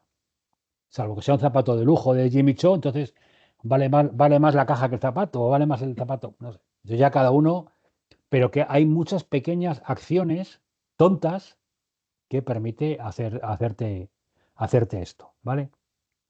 La presentación termina aquí. Aquí hay un vídeo de Cotec, con el que algunos habéis trabajado ya, creo, muy bonito, con plastelina y con manitas y demás. Son 15 minutos en largo, para que lo veáis, basado en lo que decíamos antes de los teléfonos móviles, industrias que el procesador de un teléfono puede valer, a lo mejor para una nevera, para una lavadora. En definitiva, hay muchas opciones de que utilizar el análisis de ciclo de vida de mi producto me permita, lo que decía antes, a la fase de conclusiones, llegar y pensar, bueno, esto que he hecho me vale y básicamente para ahorrarme dinero, para venderme mejor, para diferenciarme de mis competidores o para ganar licitaciones a la administración pública porque voy a demostrarle que soy mejor. O para seleccionar proveedores más eficientes y que estén alineados conmigo, como decía, para esto. ¿Vale? Yo hasta aquí es lo que quería contaros. Espero no haber sido muy pesado. Tenéis toda ¿cómo se llama? Toda la presentación, la subirán mañana. Y a partir de ahí, lo que queréis preguntar ahora o lo que queréis preguntar por correo electrónico, tenéis mi correo de Secot, que es gomezfj@secot. Me parece que es net o algo así. Y con Correcto. eso, lo que queréis preguntar, ¿vale?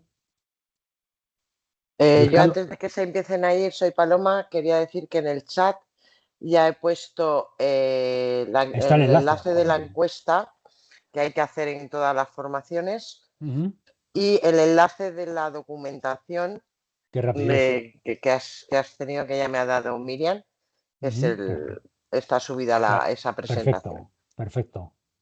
Pues muchísimas Pero gracias. luego cuando cerremos este Teams, ¿podemos acceder a ese chat? Porque lo que nos han enviado ha sido un enlace y yo he tenido que abrirlo, por ejemplo, con el explorador.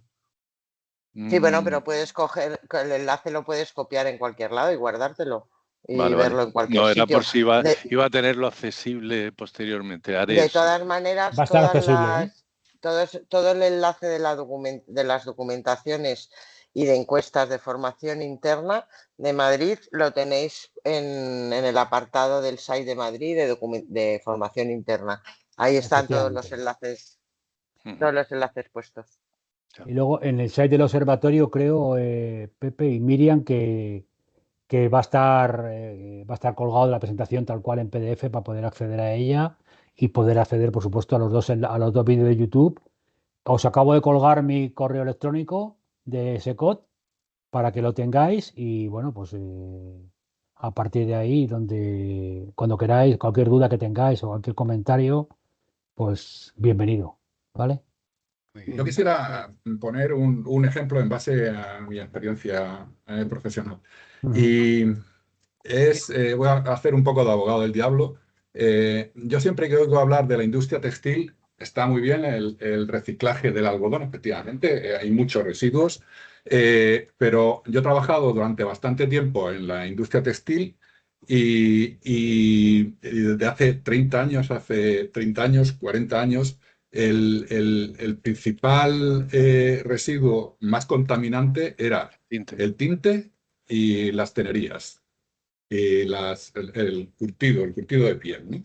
Entonces, de esto, en todos los sitios que he ido, no he escuchado hablar nada más que el reciclaje del algodón, los denim, todos estos tejidos, ¿no?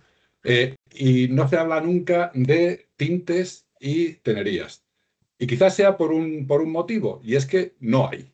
No hay en este país ni tanto curtidos ni tenerías. Los curtidos que antes proveían a la industria textil y a la industria del zapato, prácticamente han desaparecido y se han ido para Marruecos, ¿no? El tinte, exactamente igual. Todas las industrias que teníamos tinte y que teníamos tenería, en base a todas las regulaciones estatales, sobre todo de las estaciones depuradoras de la SEDAR básicamente, que primero empezaron con que no me llenéis el biológico de cosas extrañas que se me cargan las bacterias y no puedo depurar el agua. Después empezaron con el color.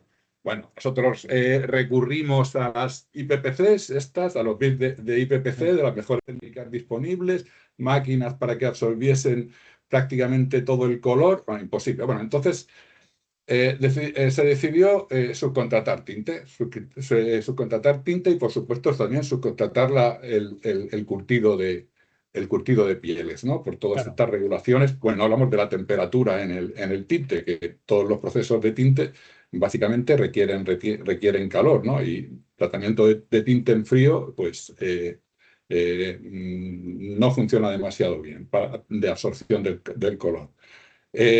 Entonces, primero, pues bueno, lo que se hizo fue subcontratar esto a pequeñas empresas, pequeñas y medianas empresas, pero bueno, los que teníamos cierto volumen, pues de alguna forma, con el volumen que pretendíamos introducir en estas pequeñas y medianas empresas, bueno, de alguna forma también nos cargamos a las pequeñas y medianas empresas porque también les pedían lo mismo, ¿no? Es decir, que tuviesen una estación depuradora, en fin.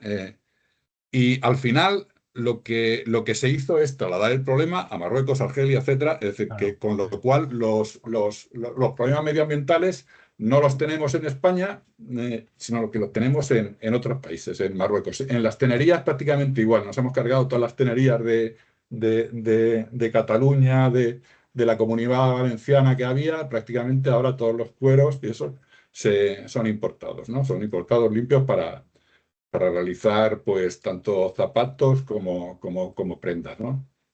También otra cosa que quería observar es los fertilizantes, las empresas de fertilizantes. Aquí, bueno, Vicente lo sabe y todo el mundo lo sabe, Ignacio también.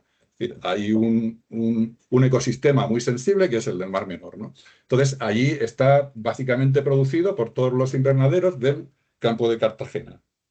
Estos invernaderos, pues, tienen una competencia muy fuerte con Marruecos, con Argelia, etc. Entonces, el uso de fertilizantes, pues, se ha prohibido prácticamente por los lixiviados, escorrentías hacia el Mar Menor, ¿no? Entonces, toda esta gente está un poco ahogada y yo veo que en un futuro quizás no también por estas regulaciones en cuanto a fertilizantes, en cuanto a nutrientes que necesitan los invernaderos y los cultivos, sobre todo bajo plástico, sino también por las regulaciones en cuanto al trasvase, etcétera. Bueno, se va a convertir quizás en el Erial, que era antes el campo de Cartagena, ¿no? Yo siempre he conocido el campo de Cartagena, y Vicente también, pues que era una cosa prácticamente desierta, prácticamente como el desierto israelí. Y ahora es muy, muy, muy productivo, igual en los campos de Almería, ¿no? Lo que pasa es que los campos de Almería a lo mejor no tienen un ecosistema tan sensible como el Mar Menor, ¿no?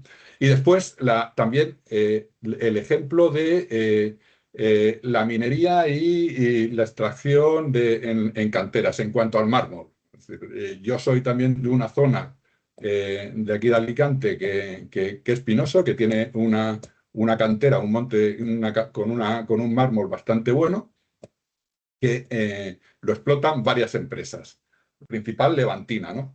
Que Levantina, bueno, ya anda un poco coja, pero bueno, lo que hace Levantina prácticamente se dedica a lo que es la extracción del sillar de mármol, ¿no? Y después eso lo envía a otras, generalmente pymes, que lo que hacen es el corte, ¿no? El corte prácticamente ya no existe. El corte en base sobre todo a silicosis, tras silicosis y los residuos que provocan de marmolina, etcétera, que si os dais una vuelta por los alrededores, tanto Pinoso, Romana, Novelda, podéis encontrar montañas de marmolina como residuos ahí, como vertederos incontrolados de grandes montañas. ¿Qué? Sí. Entonces, ¿qué ha pasado? Que prácticamente la industria del corte, y se nos digan a Novelda, que estaba allí centrado mucho la industria del corte, ha desaparecido. O sea, se mandan los sillares a China, se cortan en China, se evitan los problemas de silicosis y le trasladamos el problema, ¿no? Entonces, una reflexión sobre todo esto, es decir, a veces se hablan de problemas que sí son fácilmente resolubles, ¿no? Como a lo mejor, o más resolubles, que no tanto, como el reciclaje del algodón o la separación entre el algodón y los elastanos y todo esto, que también es problemático, ¿no? Pero no se habla de otras cosas y que han tenido un impacto en el sistema industrial español o en el sistema agrario español bastante importante, ¿no? Esta es también un poco mi reflexión y bueno, y si queréis lo discutimos o... Pero eso, a la hora de hacer el análisis de ciclo de vida, tienes que contar todo eso. O sea, tienes que contar eso. Yo te puedo contar, mi caso concreto de azucarera, parte del azúcar que azucarera vendía y vende es azúcar cruda producida en Brasil o en Sudáfrica. Sí. Entonces yo, cuando hago el análisis de ciclo de vida del azúcar, para mí, mi materia prima es un azúcar ya blanca que viene de Sudáfrica. Y yo aquí lo que hago que es envasarla en bolsa de kilo. Sí, o sea, pero ¿y en Sudáfrica qué hacen? ¿En Sudáfrica qué igual, hacen con...? Pues cogen la caña de azúcar, extraen el azúcar por difusión de temperatura con agua caliente. Y sus residuos que provocan todo el consumo de agua, porque la azucarera es un consumidor bastante importante de agua, ¿no? Ya no. O sea, toda la remolacha, toda la industria de la remolacha, la caña y todo eso requiere agua, ¿no? Para extraer el azúcar. Para el riego. Requiere agua para el riego. En para España. riego, En para Europa riego, no se sí. riega, por ejemplo. En Europa no se riega. Claro, entonces Pero no para producir azúcar, al contrario, la remolacha, y meto ya en otro charco, la remolacha, el 77% es agua. Luego, el trabajo que hicimos en azucarera, en toda la azucarera europea, era dejar de. Si te fijas, las azucareras antiguamente estaban pegadas a grandes ríos, y de hecho se llamaba azucarera del Ebro, era porque estaba al lado del Ebro, la de Guadalquivir, Sí, la de Guadiana, Pues están bueno. pegadas, y de hecho todavía la fábrica que hay en Toro está pegada al río Duero, en Toro, ¿vale? Pero a raíz de un problema que tuvimos en Toro con el agua que nos suministraban del canal, que se rompió 15 días antes de empezar campaña, pues tuvimos que hacer una campaña sin agua. ¿Y qué es? Todo el agua que sacas de la remolacha, que el 77% de la remolacha, de cada kilo de remolacha, 0,77 es agua, pues ese agua la aprovecho. Entonces ahora mismo las azucareras pueden ser excedentarias de agua muy poquito. Solamente necesito agua, puede ser para refrigeración, en circuito cerrado y poco más. Pero es cierto, en Sudáfrica generan unos residuos que se miden allí y se hace conforme a la SA.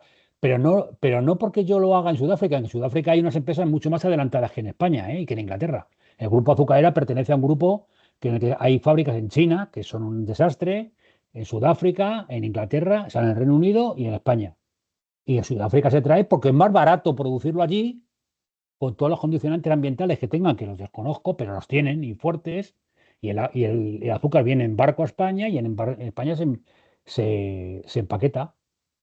por Pero eso, para contar eso al por ciclo eso de vida tengo que comentaba, contar allí. por eso comentaba, es decir, tú haces una ACV, ¿no? Perfecto, Claro. y te salen estos impactos. Yo hago un ACV en la industria textil y me sale, yo tengo un impacto en todas las prendas de cuero o en los zapatos que hago, en los bolsos que hago, un impacto ambiental bastante importante en cuanto a las tenerías, en cuanto al agua que consumen Sí. mucho agua, las tenerías como el tinte consumen bastante agua. Producen como residuos bastantes residuos orgánicos ya mezclados con el agua, ¿no? Y esto se lo digo a mis proveedores, ¿no? En Marruecos, en Argelia, ¿no? Y me dicen, muy bien, muy bien, muy bien. ¿Tú quieres cuero? O si quieres te vas a otro. Claro. Sí, Pero, claro, disculpadme por no hacer sí, eso. Ahí habrían otras palabras pedidas. A ver, Juan, yo sin entender gran cosa, pero bueno, el análisis de ciclo de vida nos sirve para darnos un diagnóstico, una visión de tu industria, tienes que ver, y es un elemento de medición. Medir te vale para ver dónde tienes que mejorar, pero luego Claro. ya las modificaciones es otra responsabilidad, ¿no? Es otra cosa que hay que hacerlo y es otro campo dentro de la economía circular. Y se están haciendo, yo así de memoria me vienen que hay grandes cosas que se están haciendo en el tema del tinte, como en el tema de reciclado textil o de cueros, etcétera, ¿no? Sustitución de materiales. Y yo creo que es un campo que está en ebullición. O sea, a lo mejor aquí en España nos hemos quedado un poquito atrás y soportando la industria que ya teníamos y mientras dure, dura, ¿no? Claro. Pero no innovando. Pero bueno, no, tampoco quería, es que claro, tenemos un tiempo limitado para estas sesiones y cada uno de los seniors tendrá otras ocupaciones también. Y había una palabra pedida, ¿no? De Luis Carlos, no sé si te querías comentar Ah, algo. verdad, tiene la mano Sí, levantada, perdona, no te había sí, visto. nada, nada, tranqui, tranqui. Javier, yo tengo un par de preguntas. Una, las bases de datos, lo digo por experiencia que tuvimos Sí. el año pasado, Ignacio y yo, porque tutorizamos un estudio comparativo de un bioplástico y no sé si era el polietileno o el polipropileno, pero me pareció que la chica se quejaba, que fue quien realizó, digamos, todo el análisis de ciclo de vida. Ella lo hizo de la cuna a la puerta. Ujú. Pero me pareció entender que el tema de las bases de datos era bueno, una cosa complicada, que no estaba normalizado, que No. había lagunas, que luego había 3 o 4. En fin, que el tema era complejo. El tema es Y complejo. sí, Yo lo que me sé y lo que he manejado, la que hay el Simapro es la más utilizada, o Humberto, Sí, son esa los dos fue la más, las dos más utilizadas porque son las que están mejor actualizadas. Hay otras que se quedan obsoletas a lo mejor en contratos de hace 3 años.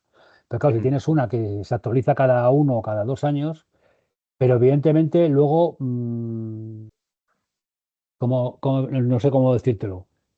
Tú le dices al responsable de la base de datos, oye, dime en qué te has basado para que la caja de pegatinas tenga 7 kilos de CO2 y a lo mejor no te lo dan o no te contestan. Entonces tú dices, me fío de esta base de datos porque tiene un prestigio y un nombre de que el factor de emisión es 7 ¿y por qué no es 6? Si hay otro que ha hecho que dice que es 4. Por ejemplo, ¿de dónde sale que la noche de hotel en España son 7 kilos de CO2? Ujú. No lo sé. Hay una base muy, ¿cómo se dice esto? Muy reconocida en todo el mundo, que es DEFRA, que es el Ministerio de Medio Ambiente del gobierno británico, que es básicamente la Biblia, porque es la que más recoge todo. Entonces, te dice que España es 7 y que Estados Unidos es 16, pero no te dice por qué. Ujú. Entonces, te lo crees, pero lleva sin cambiar 4 años. A lo mejor el año que viene cambia y es 6,5 o 8,9. Ya, ya. Pero, entonces, efectivamente, la base de datos tienen lagunas. Yo creo que las que tienen más criterio o más nombre, o mejor nombre, pues son las que todo el mundo da por las que más gente utiliza porque se supone que son las mejores, pero no siempre te dan una respuesta a esto, y la mejor respuesta que puede haber es que se actualice cada año o cada 2 años, entonces puedas tener esto aquí. Y Y, luego y tienes otra pregunta, Luis Carlos. sí, sí, porque te iba a hacer una pregunta rápida, pero no vamos a entrar en controversia, pero sí que me gustaría, porque no conocía el estudio del IOBE que había hecho sobre la comparativa bueno, del tema de los coches. Una pregunta, ¿el ACV que hace comparativo sobre los 19 parámetros no es un análisis de la cuna a la tumba, ¿no? Completo, Yo creo que sí. ¿sí? Te busco el estudio y te lo mando. Vale, ¿Vale? genial. No Vale, vale. lo recuerdo, ¿eh? Lo vi hace 2 años y pico que lo Ujú. encontré y creo que sí. A mí la parte esa es que ya exige una ponderación. Entonces, ¿qué es más importante? ¿Las emisiones de CO2 o las emisiones de fósforo al agua? Ujú. ¿O el residuo del litio o la extracción de litio? ¿Para ti Ujú. qué es más importante? Porque para mí a lo mejor si el litio es un metal abundante en el mundo, pues no pasa nada. Pero como es escaso, a lo mejor le tengo que dar mucho peso a que las baterías consuman al año Mm. el 3% de litio, porque en 15 años nos hemos quedado sin litio, ¿sabes? Claro. Ujú. Pero, ¿a quién quiere más, a mamá o papá? Entonces tú puedes querer más a papá y yo a mamá, y entonces siempre estaremos en controversia, porque para lo que a ti es más importante, para mí pues puede serlo, ¿no? Entonces hay que leerse el estudio y para mí lo de la ponderación sí que es un poco una entelequia, ¿vale? Cambiar Veamos, Vale, busco el estudio que vale, lo vale. tengo y voy a ver si está actualizado y te lo mando. Genial, genial. Gracias, Javier. Nada, Y Javier, aquí hay otra pregunta de Vicente, cuando Vicente, quieras. dispara. Sí, oye, nada, muy rapidito. Lo primero, felicitarte, Javier. Me ha encantado lo que has presentado y me ha Muchísimas aclarado gracias. muchísimas dudas que ya Sí, tenía yo previamente. me En alegro. segundo lugar, era todo el tema del análisis del ciclo de los productos desde el punto de vista de la economía circular. Yo empecé a oír hablar de eso hace unos 50 años con mi padre, que era un químico, un gran científico precisamente de la industria alimentaria, y él ya me decía, dice, es que somos unos criminales en la naturaleza, no generamos residuos. Nosotros en la conserva vegetales de Murcia, Ujú. Ginés Guzmán, dice, terminamos de producir la conserva y tenemos aquí huesecillos, pieles, no sé qué. Dice, y hay un campo inmenso para convertirnos en quimiurgos. Creo que recuerdo bien la palabra, pero era Sí. convertir en oro todos esos residuos. Bueno, lo dejo más como anécdota.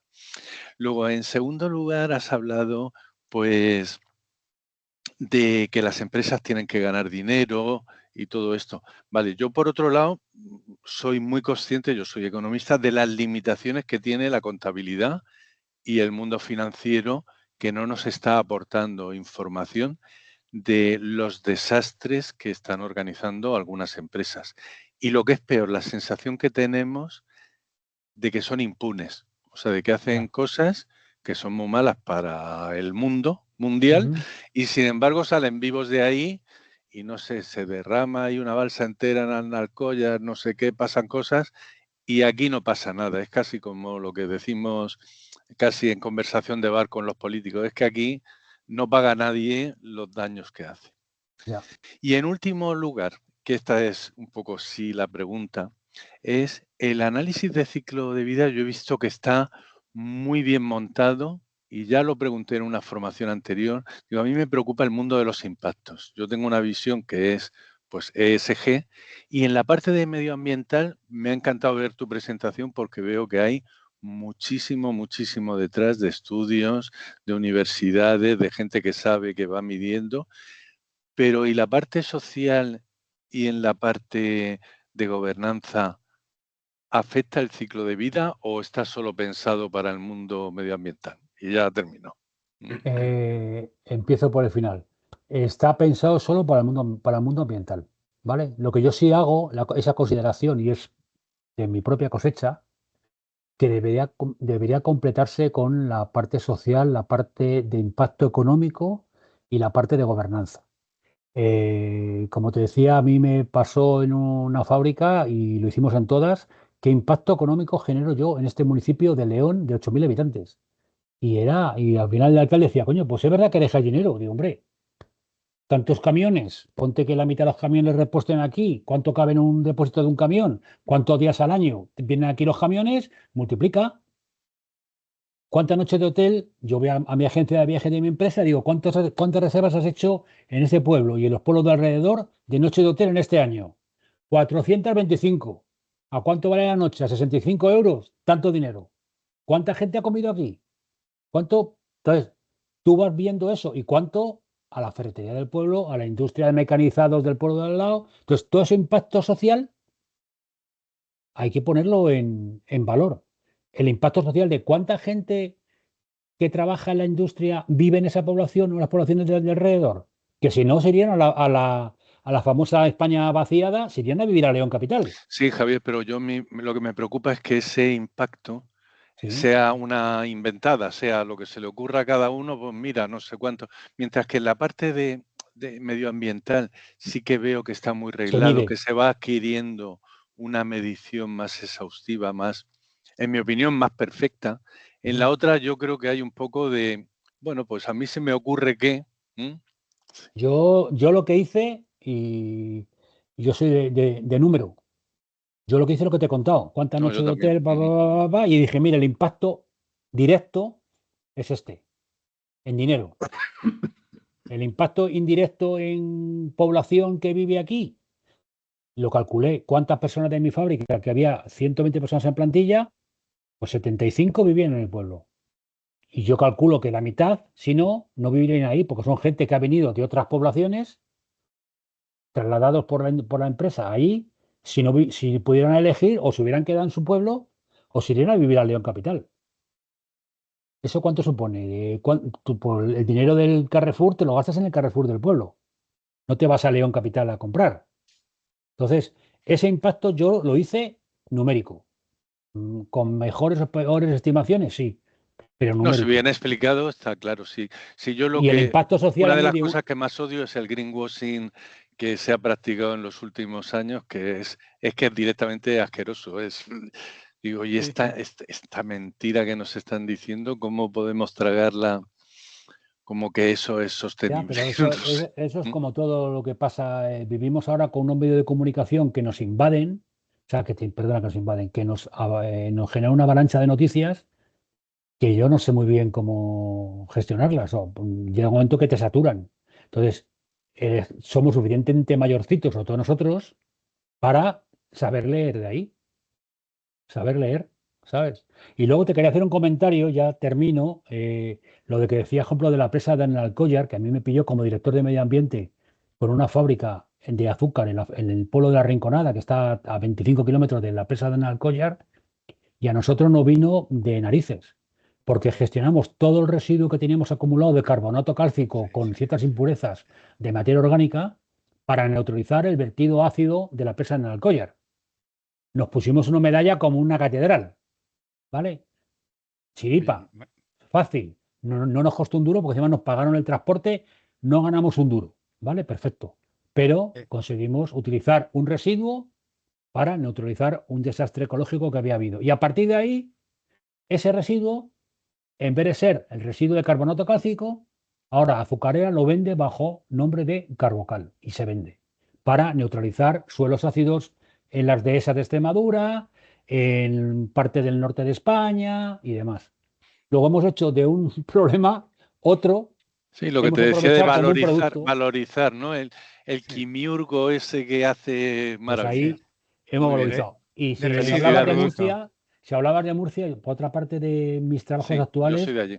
Hay muchas industrias en Murcia y ahora mismo tengo un proyecto que estoy valorándolo con los impactos ambientales para aprovechar los residuos del algarrobo para producir proteína de no sé qué historias para, no sé, una industria grande de San Ginés, creo que se llama. ¿Es un pueblo cerca de Murcia, capital? Sí, bueno, es una pedanía del ayuntamiento. Pues sí, ahí. Probablemente para helados, ¿no? Para hacer el lupín. Se está generando una cantidad de pequeñas industrias aprovechando residuos de industrias alimentarias bastante considerable. ¿Que va despacio? Sí. Estamos en la parte, yo creo que es una parte muy interesante este debate.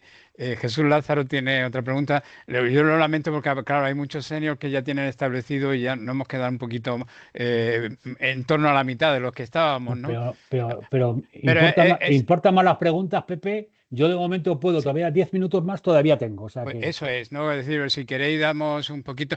por cierto, Vicente, hablabas de Ginés Guzmán de Repsol. No te oigo. El micrófono tienes apagado. Bueno, él falleció y era profesor de investigación del CSIC.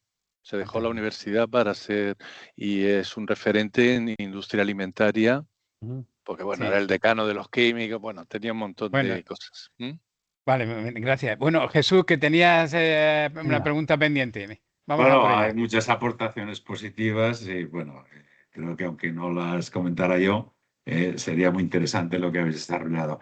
Un poco lo que comentas, Vicente, evidentemente es un tema que está empezando y cada vez más el tema de economía circular. Yo creo que en su momento va a ser como el tema de calidad, es decir, llegará un momento que la propia industria, el propio mercado te empujará a tener, digamos, los parámetros, digamos, de economía circular y si no, no te van a comprar, ¿no? Y entonces es muy importante el tema, evidentemente, ahora medioambiental, que es lo que ha comentado Javier en su excelente exposición, pero la parte social también está cada vez más importante. Es decir, esta mañana precisamente acabo de leer una noticia de una empresa que se establecer me parece que en el área de Badajoz, y habla de que va a generar 300 empleos, que era algo que comentaba antes Javier. Esa cuantificación de los elementos sociales. Yo creo que cada vez va a ser todo esto más importante desde el punto de vista de tener los KPIs de qué es lo que genera un proyecto de economía circular. Eso está claro. O sea, el impacto, y sobre todo si tú te vas a poner en poblaciones pequeñas, el impacto social es brutal, ¿sabes? O sea, yo creo que eso, y es un elemento, por lo menos para mí, o sea, el ACV, como decía, es una herramienta que lo puedes ver como quieras. Hace unos meses, se ha entrado en vigor en el mes de junio, si este mes pasado, mes de junio, es obligatorio que a partir de enero próximo, o sea, dentro de un mes y medio, la Administración General del Estado calcule la huella de carbono de sus departamentos, ministerios, oficinas, agencias, empresas mixtas, como quieras, ¿vale? Y es obligatorio que en las licitaciones para suministro de pollo para los cuarteles, ¿vale?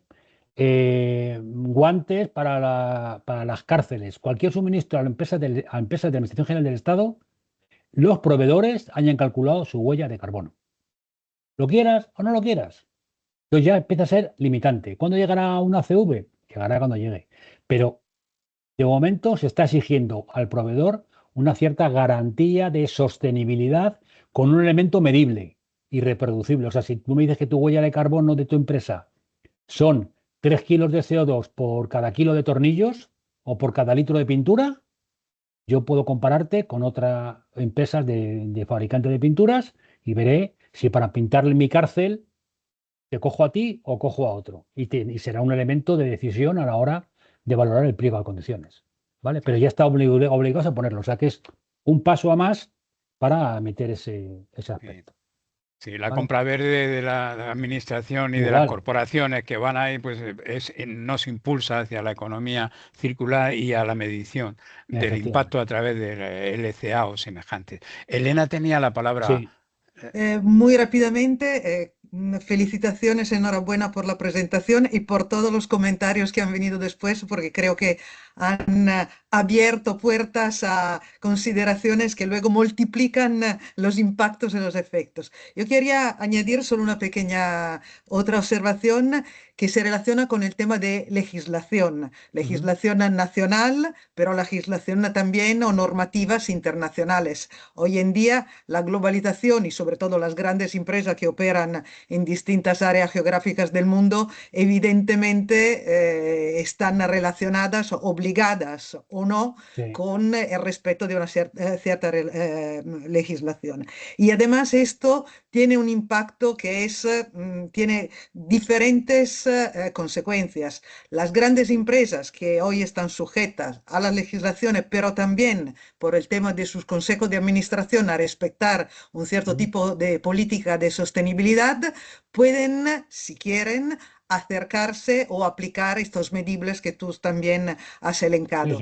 Las pequeñas y medianas encuentras más dificultades. Las dificultades están en competir y respetar todas estas normas o normativas y además ser al mismo tiempo competitivas para acceder a lo que son los mercados. Es decir, la economía circular creo que a más en los próximos años va a representar un tema fundamental en el desarrollo de la economía y va a cambiar también el cuadro competitivo en varios sectores de la industria. Sí. Estoy de acuerdo que esto ha venido para quedarse y ahora la implantación será más rápida o más lenta, eso lo iremos viendo. No lo sé cómo será. Perfecto. Oye, Gracias. pues si no hay más, a los que estáis, gracias por vuestros comentarios, que la verdad es que da gusto charlar entre colegas y amigos porque, bueno, es intercambiar puntos de opinión y me parece muy interesante y nada más, tenéis mi contacto. Cualquier duda que tengáis a este respecto o queréis comentarme o noticias que veáis al respecto y me las mandéis, os estaré agradecido porque es un tema que tira para adelante. Los agradecidos nosotros, ¿no? Ya vemos un tema que no sé, que interesa, que levanta y además esto habrá que extenderlo. O sea, que no... Cuando quieras. Ve preparando la siguiente, modificada, actualizada, pero estamos ya... Sí. Y además buscaremos más tiempo, Juan, y el resto, ¿no? Porque para darle cabida más a debate y preguntas o buscamos el foro, porque estos son temas que interesan y que nos gusta aprender, ¿no? Yo creo que de gente que conocéis del tema. Podríamos hacer un foro más abierto, con menos presentación y más... Sí, y vamos más, a y dos o tres cosas para poder meter la cháchara y con una cerveza delante. Virtual, aunque sea. Enhorabuena. A mí me gusta más vernos las caras. Perfecto. Pues muchas gracias a todos. Muchísimas gracias. Gracias. Adiós. Hasta luego. Adiós. Adiós. Gracias.